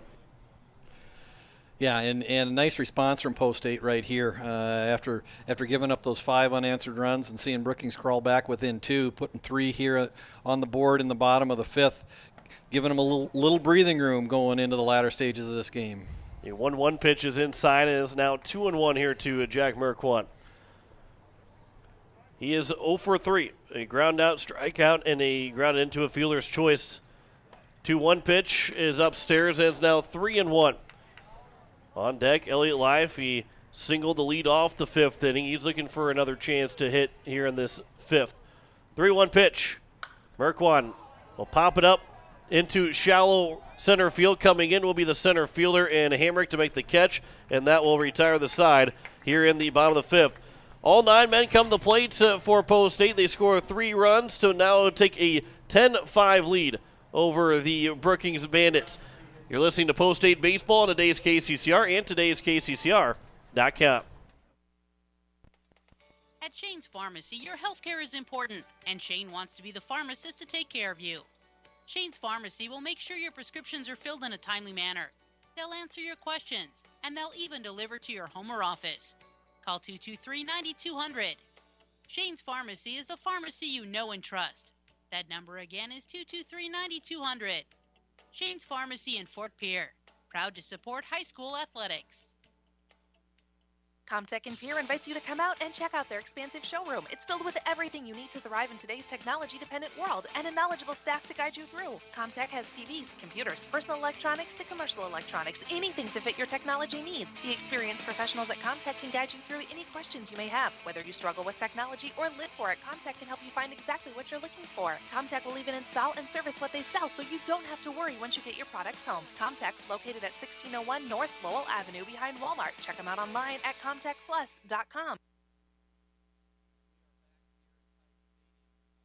South Dakota didn't always have a capital, or even a permanent settlement for that matter. There wasn't always a river city on the Missouri River. And before First Dakota filed the first charter in 1872, there wasn't always a bank in South Dakota. Every timeless institution, tradition, and thriving business was started somewhere by someone who had a dream and the passion to make it happen first. What will be your South Dakota first? Visit firstdakota.com/first. Member FDIC. As we welcome you back here, Hyatt Stadium, as we head to the top of the 6th inning, Sam Harden, Peyton Thiel, and Henry Hamrick will come to the plate, as it will be 8-9-1 for for Brookings, as they trail 10-5 heading into the 6th inning. Isaac Pollock, with 20 pitches left to go in the ball game, will head back out on the mound. Or excuse me, 30 pitches left to go. No, 20. 20 pitches. 20 yeah, pitches left to go, yep. There you go. Yep. I can't do math. It's getting late. First pitch from Isaac Pollock to Sam Harden will be a swing and a miss. And it's 0-1 and a foul tip back to the netting. It's almost past my bedtime. Math goes out the window. Math goes out the window probably all the time. But a quick inning here for Pollock will at least assure him through the 6th inning, and maybe even a chance to go back out into the 7th inning. But he's going to make quick work of Brookings, who have put 3 runs and 2 runs in back-to-back innings on Pollock. That one will come in and hit Harden, so that doesn't help trying to get the quick inning unless you get a ground ball from Theo. Yeah, and what you need right here is, you never like to see that leadoff batter reach base, and Harden took a fastball in the upper, on his just off of his upper right shoulder, and so we'll see. And they're giving him a little time to kind of gather himself down at first base. Kate Hinkle out to talk to Isaac Pollock, but Isaac Pollock actually has pitched a nice game tonight for the Eights, kind of giving them what they needed after that big first game that the Bandits put on the board, scoring 13 runs. So far, Pollock has done a nice job limiting the Bandits' opportunities. Here's the first pitch to Theo, as that's upstairs for ball 1. He is 0 for 1 so far, an RBI sac fly out to center field. I'm calling him Theo because that's what they write down the lineup card, because they don't even want to try and spell his last name. Here's the 1-0 pitch. There's a swing and a miss, and it's now 1-1. You only say what you've been given. That's right. His family's probably going to hate me for all the times I've butchered their name, shortened his name, everything. I suspect you're probably not the only broadcaster that has ever mispronounced that family name. That one will just barely get out of play. Hinkle followed all the way to the backstop, and then it just barely got out, so it's now 1-2. Maybe they like me. Maybe they like the fact that I have so much fun with with his name, in a fun way and in a clean way, not a mean way. Because everything I say and everything, joke about his last name, it's all in fun. All in fun. Yeah. All in fun. I say he's the bane of my existence in South Dakota, but it is all in fun. The 1-2 pitch is inside, is now 2-2. Well, there's a little truth to that, though, because there's not a whole lot. I can eventually get names right. This is one that I just can't get. Harry Carey would be proud. I think after the...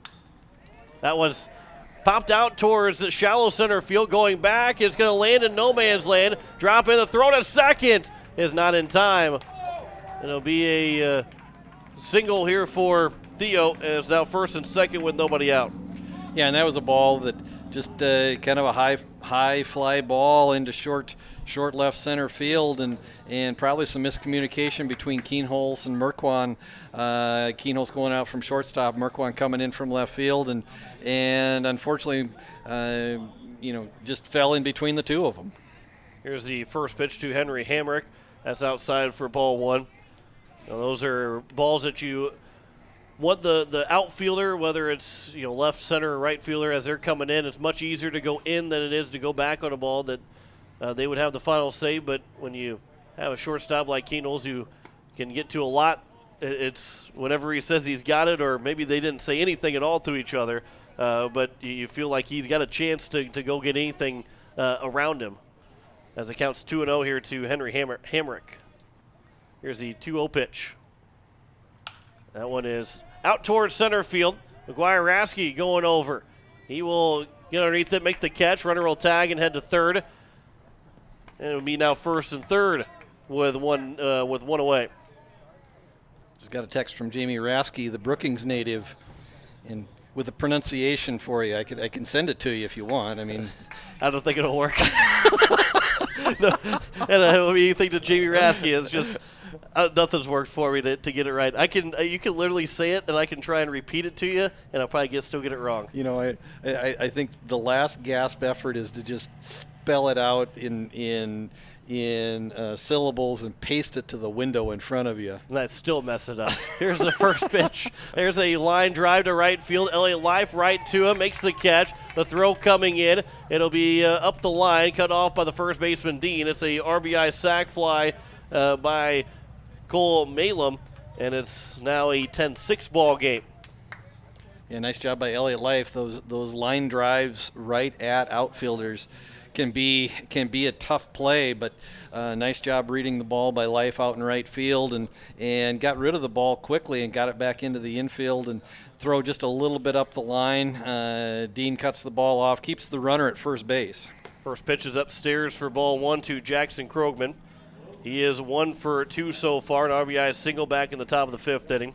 That's the fourth now RBI sac fly hit out towards hitting the outfield in this ball game. 2 to right, 2 out to left. Back pick over at first base. A tag attempt, and back in safely is Theo. They're just trying to make me say his last name. It's a conspiracy. It's a conspiracy. Yeah, I think Kate Hinkle was a little frustrated with himself there. He knew he had Theodosopoulos leaning off of first base and a good throw, and unfortunately just came up a little short and forced Dean to go get the ball and had to reach for the tag. And as Krogman is hit by a pitch, and they'll be now first and second. Theodosopoulos. Hey! Is over a second. 1 for Thursday. And Krogman is on at first base. Nothing like getting it in the top of the sixth inning, late in the ball game. Get it for the first time. Yeah, 1 for Thursday, 1 for a million. Jimmy Rasky just texted me, said, yes! Here is now Jameson Honkamp.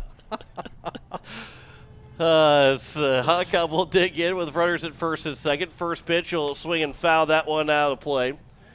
It's 0-1 to the first baseman, who was 1 for 3. Yeah, ladies and gentlemen, there actually is a baseball game going on below us. You may not necessarily know it based upon our blathers up here. Jamie Rasky, he's a big fan. He's a good guy. I'm glad that he's excited for my success. It's like after you get a base hit, as Honkamp swings and misses 0-2, and it feels like it's been forever, so you ask for the ball. So you're like, oh, I need that ball because it's a record-breaking. It's an accomplishment for me to actually get a base hit. That's kind of how I am right now. Coming out of a slump, you finally get that one line drive base hit. Yeah, and you're going, okay, yeah, I need that ball. Like that's kind of how I feel. That's exactly how I feel right now. Here's the 0-2 pitch to Honkamp upstairs, and it's 1-2. First and second, 2 away here in the top of the sixth. A 10-6 lead for Pierre.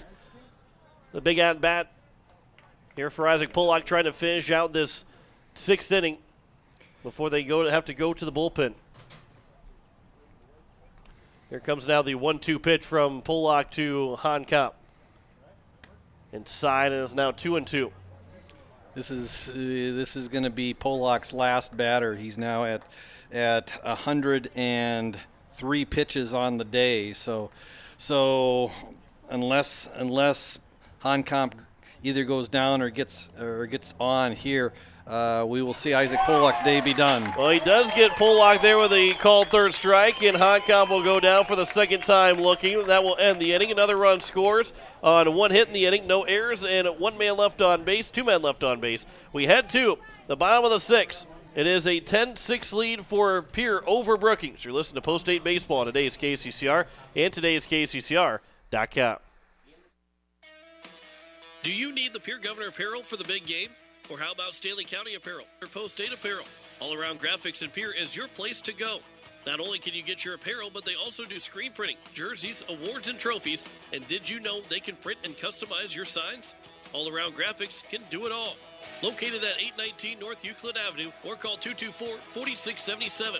All Around Graphics in Pierre, your one-stop shop.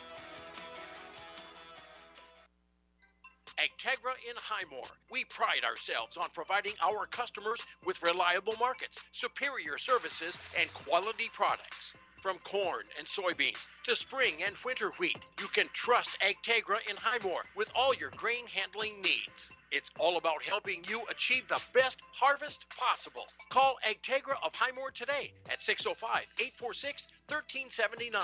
That's 605-846-1379. As we welcome you back here to the Hyde Stadium in the bottom of the sixth inning, as we have a new pitcher on the mound, and according to my sheet, number 8 is Caden Wright, but we're not entirely sure if that's actually accurate or not, that Caden Wright's coming in to pitch for Brookings. We'll try and get the research department on it and see if we can get an answer. Looking down the way at official scorekeeper and birthday boy Rick Gordon, and going to be Josh Devine. That's going to be the pitcher. So Josh Devine will be the new man on the mound. Caden Wright, nowhere near the right name, but Josh Devine will be on the mound as he'll be facing for this post-8 team 7, 8, 9. LA Life, Gary Nedved, and Matt Hansen, just like they were in the sixth inning or the fifth inning. It's a 10-6 lead as trying to figure out who that is that's warming up in the bullpen down in right field. As can't see the number. Yeah, everybody else is the same. Yeah, we're just, trying to get a number on the bullpen guy down there. Yes. Here is Elliott Life. First pitch to him will be bouncing in for ball one. Lincoln Keenels is the man down warming up. Appreciate the help from the press box guys. Rick Gordon down there, Tony Life. The first pitch actually bounced and got off the umpire, so the catcher and Sam Harden will go out and talk with Josh Devine. Josh Devine, during the high school season, third on the team in innings pitched, 23 and 2/3 innings. Appeared in 6 games, 5 starts, a 2-1 record, 3.25 ERA, a whip of 1.06, 26 strikeouts in 23 and 2/3 innings. So more than a strikeout an inning for Mr. Devine. 1-0 pitch is popped up on the left side in foul territory, and a lot of guys giving chase, but going to run out of room, and it's now 1-1. Life so far in the ball game is 1 for 2. RBI sac fly in the first. A single to open up the bottom of the fifth. Came around to score in that fifth inning. Part of the 3-run fifth that got the lead up to, at that point, 10-5. Now it's 10-6. Here's the 1-1 pitch. Grounded to the first baseman, Honkop, and he will make the play. And there's one down here in the bottom of the sixth inning. Honkop actually fielded that ball off to the side, and I think the ball actually kind of almost ice cream cone in his glove, and so he actually showed it to Life as Life is going back to the dugout, just kind of shook his glove at him, so saying, you were this close to getting a base hit. I could have got an autograph from my favorite hockey player. First pitch is over for strike one to Gary Nedved. It was 0 for 3 so far.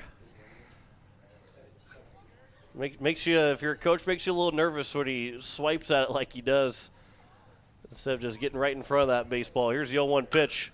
That one's lined to left field. That one will get over the head of the left fielder, and Theo, as Gary Nedved will round second and for third. He's going to try and get a third. The throw coming in. He is safe with a one-out triple for Gary Nedved. Yeah, and a line drive over the head of Theodosopoulos into left field, and left fielder had to go all the way to the warning track to track the ball down. Made a nice job in terms of getting the ball back in quickly on a relay to Jackson Krogman, the shortstop, and Krogman's relay throw just a little bit offline, and that allowed Nedved to go in head first into third base and be there safely. First pitch to Matt Hansen will sky that one out of play. Boy, I had it right in the 6th inning, and I tried to press my luck, and I messed up and end up butchering that triple call for Gary Nedved. But he stands at third base with one down here in the bottom of the 6th. 0-1 pitch. That one will bounce in, and the count's even at a ball and a strike. Yeah, good to see Gary Nedved. First varsity action for him up at the post-8 level. Did not appear in the 2 games on Tuesday. So nice way to start his varsity career with that first hit of his career being a triple.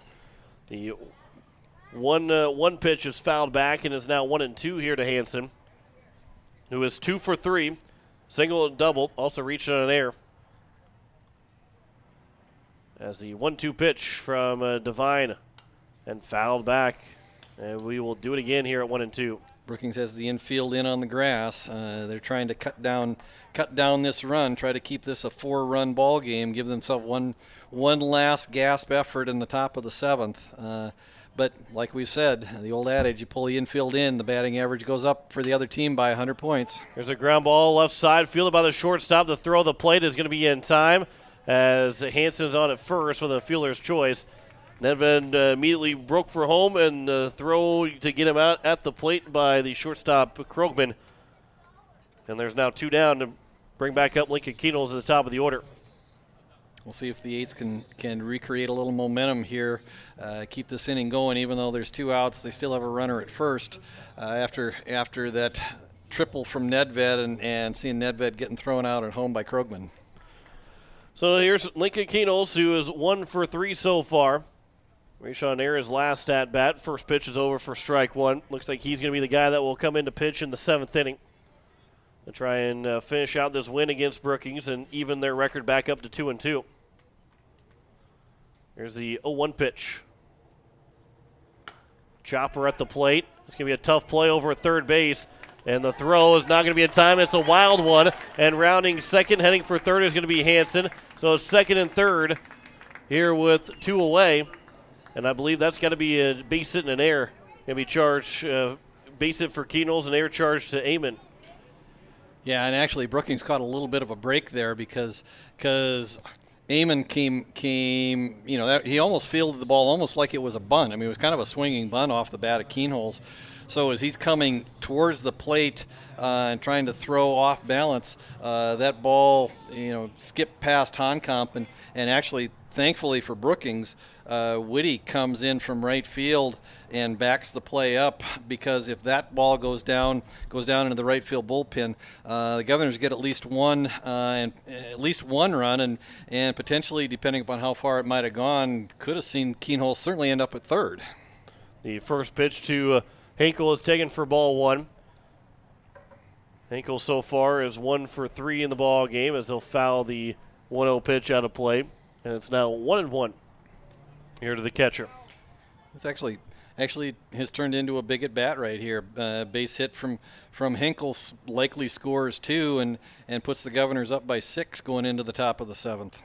1-1 pitch upstairs, and it's now 2-1.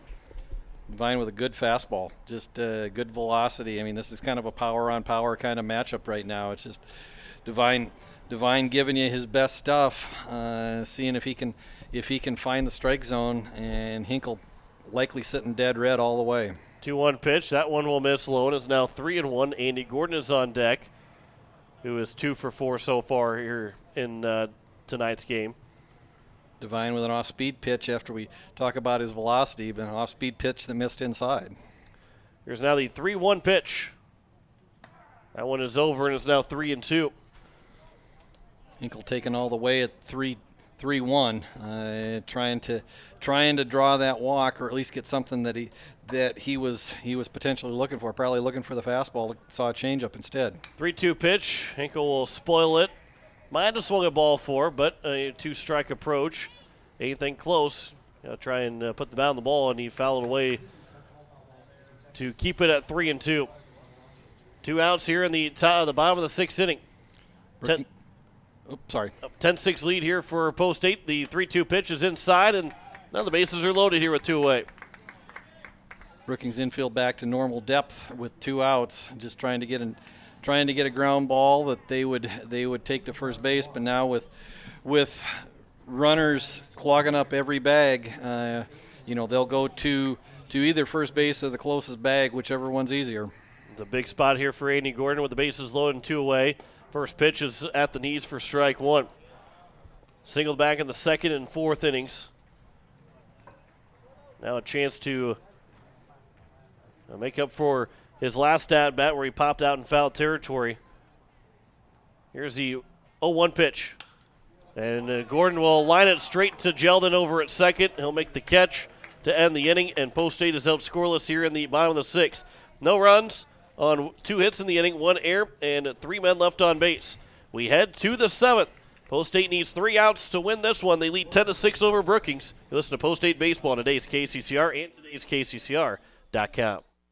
Are you building a new home or remodeling the old? Adding a fireplace can make a house a home. Olson Plumbing in Pierre carries a full line of Heat-A-Later fireplaces. Whether your taste is traditional or contemporary, Olson Plumbing has a great selection of Heat-A-Later fireplaces that will fit any style. Whether you're building new or updating, call Olson Plumbing. Heat-A-Later Fireplaces, the first name in fireplaces. Olson Plumbing in Pierre is your source for the industry's largest selection of indoor-outdoor fireplaces, either gas or wood, and outdoor fire pits. Stop by their showroom at 2803 East Wells or give them a call, 224-6436. Ferding Electric has a long history of doing electrical work the right way. Economical service, professional work, and customer satisfaction is why they can say that. Ferding Electric can do residential, farm, and commercial projects. Doesn't matter if they are charged with new construction or a remodel project, they get it conducted. Contact the staff at Ferding Electric at 224-8684. They can light a spark into your next project. Ferding Electric, 224-8684. Top of the 7th inning as we welcome you back here to Hyatt Stadium as John Wickler alongside Greg Dean. It is going to be Lincoln Keenholz to try and close this one out for Post State. Matt Hansen will move over to short. Jaden Wiebe enters the game into second and takes away the DH as the Post State will be looking to try and finish this one out and take a split of a doubleheader against Brookings and go into Sunday against Sioux Falls East with a 2-2 record.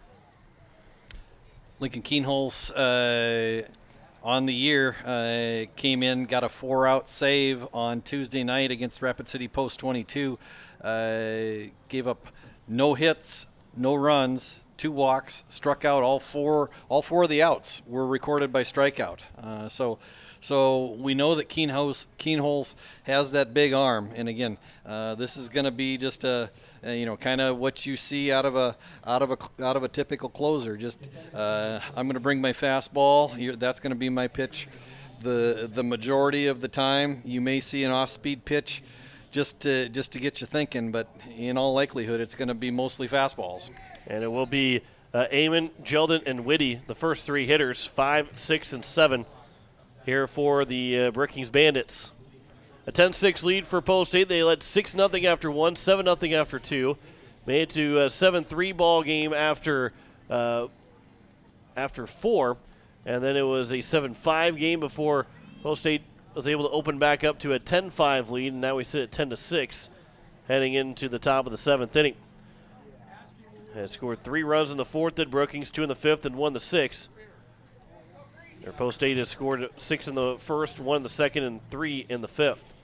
Big number on the board right now. 7 errors in game number 2 for the Bandits. First pitch swinging, and that is fouled out of play by Jake Amon, who is 0 for 1. He popped out of the shortstop, which was Keenholz at the time, and he's walked the other 2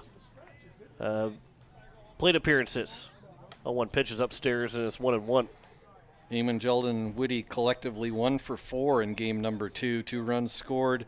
Amon's got those 2 walks. There's the 1-1 pitch.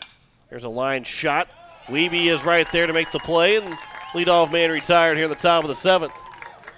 Sunday afternoon, we got another doubleheader for you. Post State will take on Sioux Falls East. 1 o'clock, we'll start that doubleheader. It'll be on the air around 12:40. right here on 1240 Today's KCCR. Online todayskccr.com. You can watch on YouTube at KCCR Sports. As we continue a long homestand to open up the year.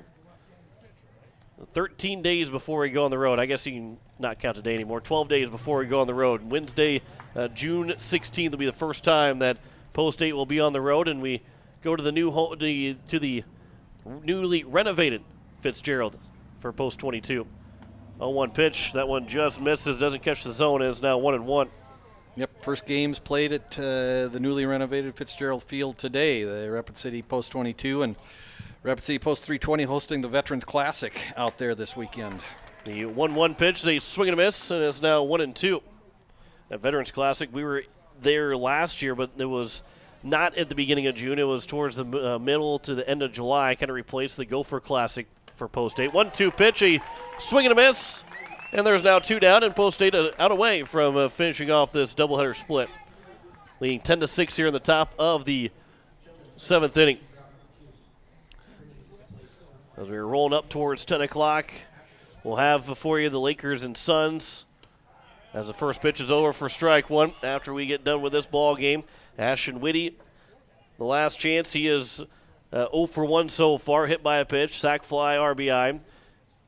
And then flew out to the right fielder in Elliott Life. That pitch is taken for a strike and is now 0-2. And the Eights are a strike away from evening the record back up. Here is the 0-2 pitch.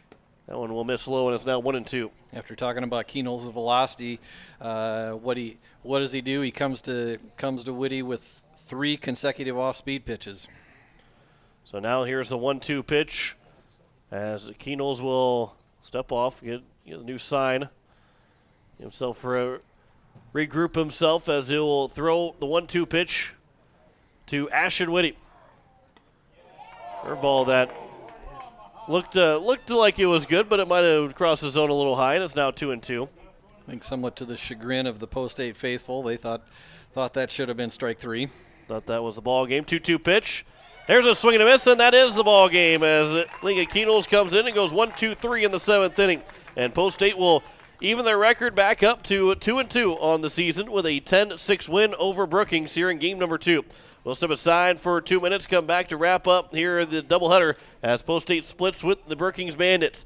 Back in 2 minutes, you're listening to Post 8 Baseball on today's KCCR and today's KCCR.com.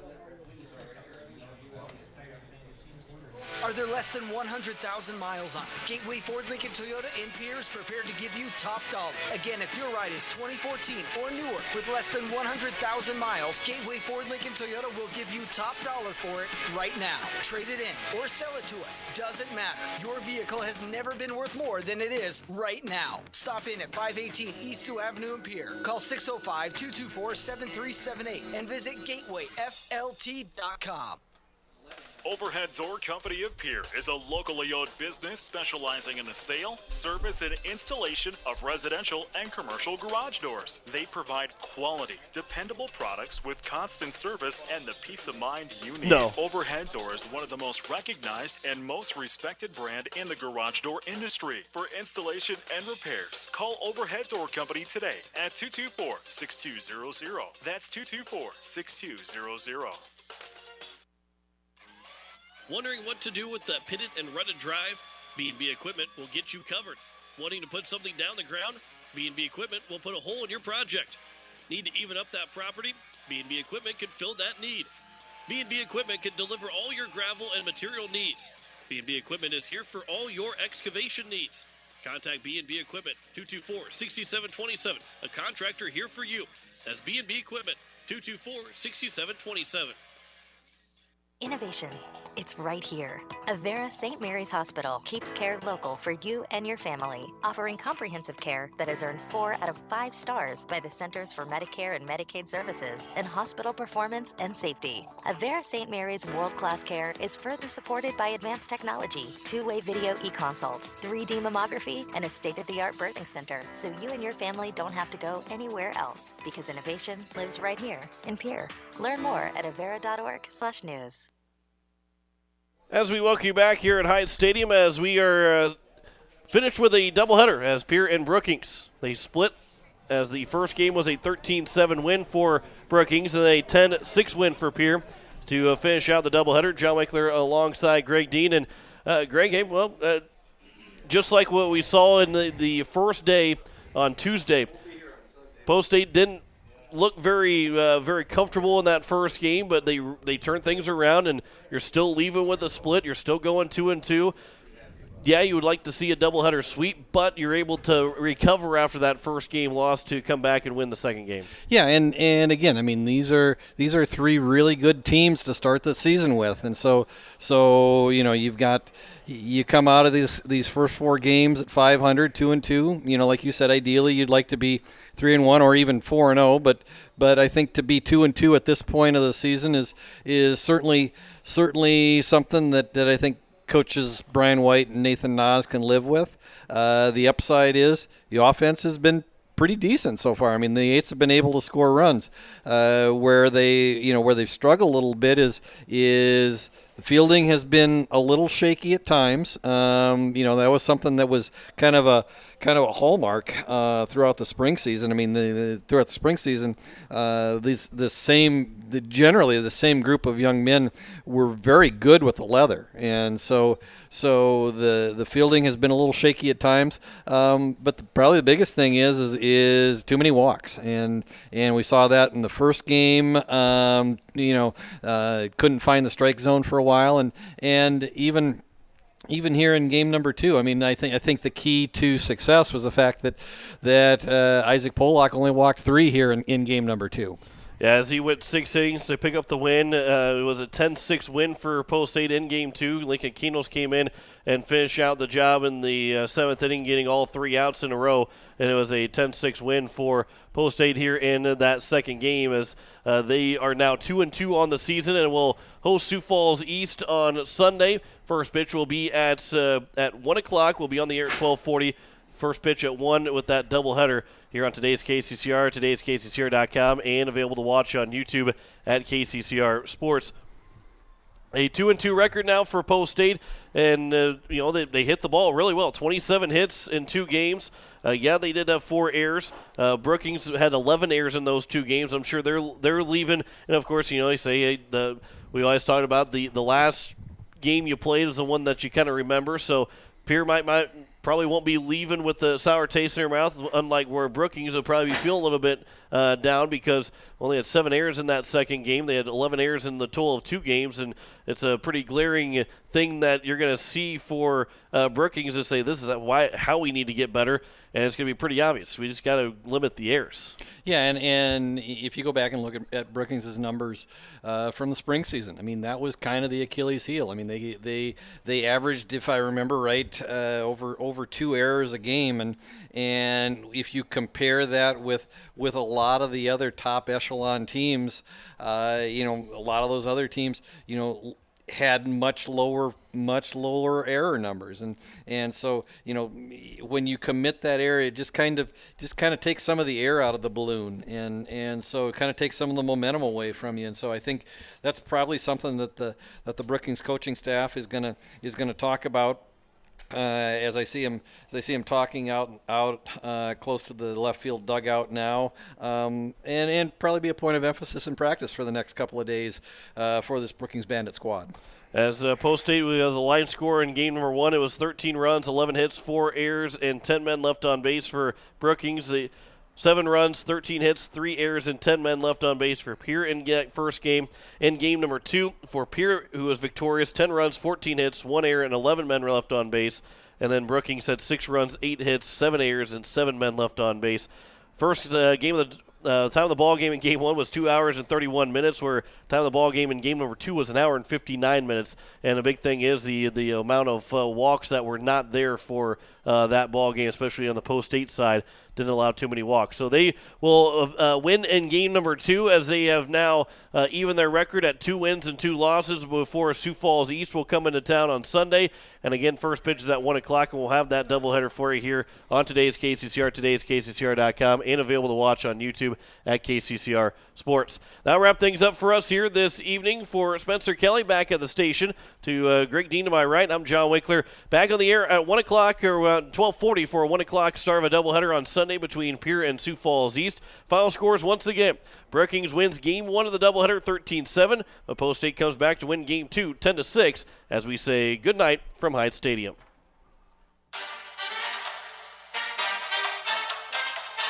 You've been listening to Post 8 Baseball on today's KCCR and today's KCCR.com.